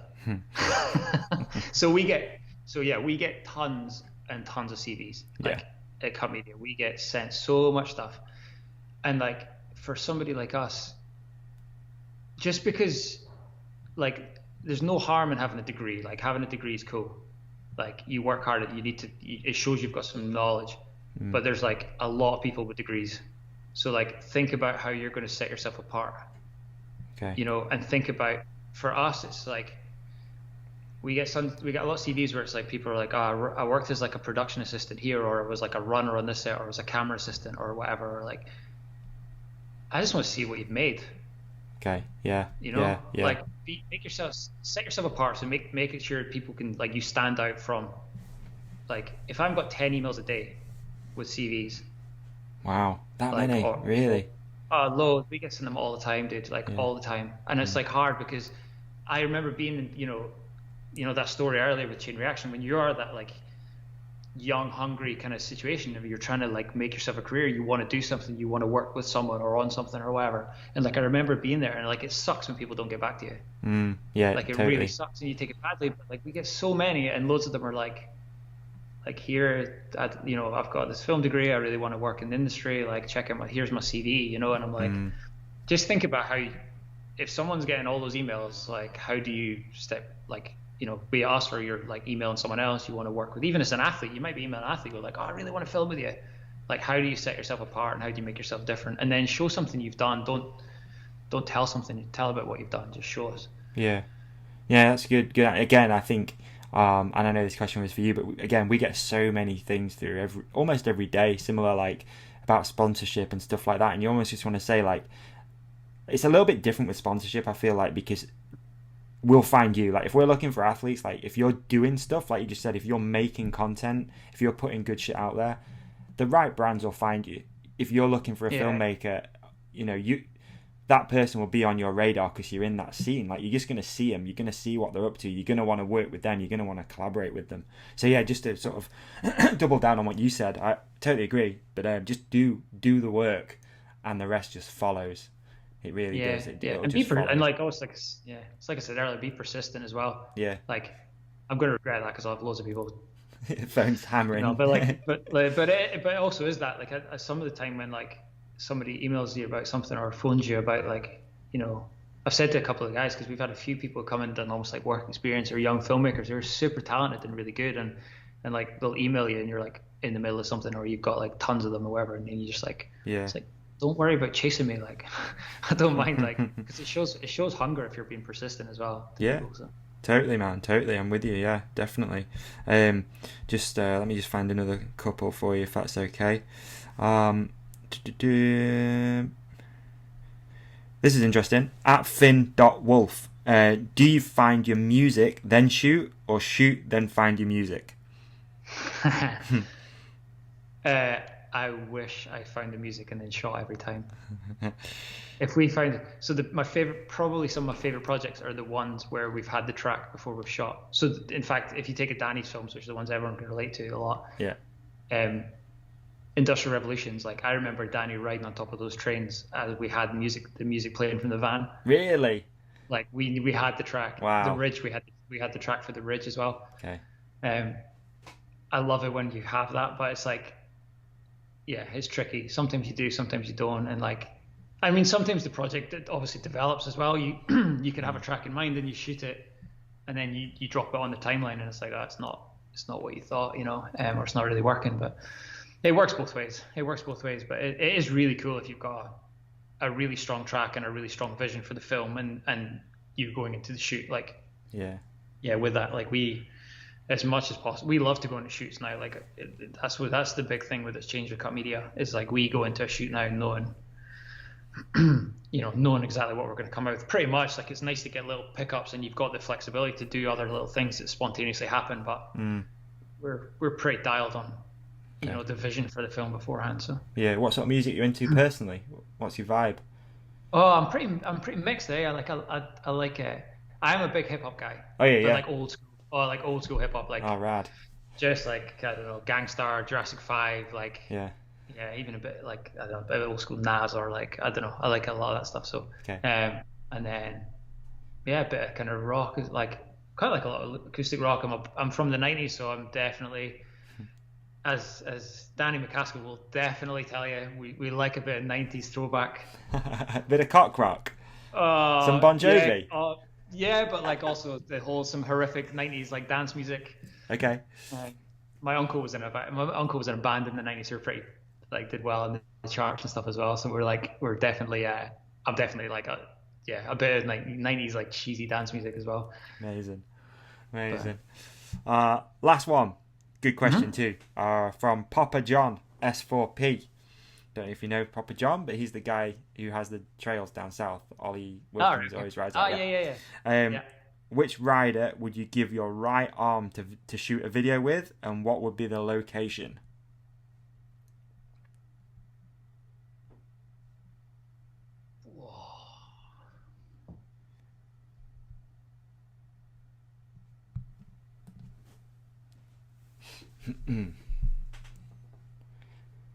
It's a thought provoker. I love it. I'm sort of going to cheat with this because I would make it a throwback, and I would make it like, it would be something like Sean Palmer at like Mammoth Mountain or something like that. It would be like something like iconic. Nice. Like that, or like even, as I say, like one of my first inspirations, like Jason McCroy, or like. Yeah. I guess it's like. I might be wrong, dude, because my MTV history is off sometimes. But is there like an iconic section of Palmer riding anywhere, or did you have to be there to see it? I can't really think. Like, there's nothing jumping out at me that's like, oh yeah, you can go and watch like that thing. So for me, I guess with Palmer, I think there's a few images I remember. I remember him racing in Cairns Worlds, and God, I don't know when it would be, like 90. Oh, I don't know. I couldn't tell you what year it was. It was like before I started competing, and they had the World Championship in Cairns in Australia, and Vulioz won it, and Palmer missed out on it by like 0.2 of a second or something. And there was like, but Palmer was like, that was the year where he would like burst onto the scene of like the full like Fox motocross kit, and like so sick that time. And then there's actually some other, like, it's weird when I think of iconic images. I think up until a certain time you kind of think of photos. Yeah. So like I remember Palmer in like a flipping like full skin suit at like I think it was like Mammoth Mountain or stuff as well. Jason I remember the Kamikaze or Jason McCroy, and like Miles Rockwell used to win him and stuff like that. It's like pretty iconic times, but probably Palmer. I was like, really, yeah. Just that. I imagine like going back and reshoot, like shooting a segment with Palmer when he first came onto the scene. Yeah, like how sick with the big bus like, and all that, like do a bit of lifestyle stuff as well. That'd be so fun. Yeah, exactly. I think that, like, it's hard to think in the modern stuff, like, and like nowadays, I don't know, like I'm kind of like. Have you shot any of Fabio's stuff? No. Have you not? Right. No. Like I know Fabio. Like he's got his kind of own team doing stuff, and he's cool. It's quite. I don't know. It's quite. I feel like he probably with Danny, it's kind of.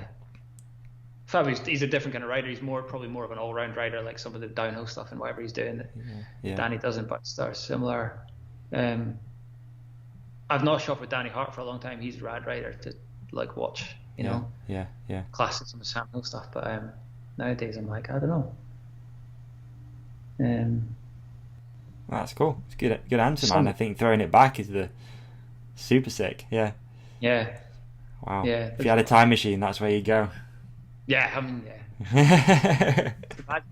Film, like, imagine having like good solid film at that time. It'd be fucking cool, dude. It'd be cool, mate. Thank you so much. Is there anything you think we haven't covered? Anything you want to talk about? Anything you want to promote? Like, here's your space if you want it.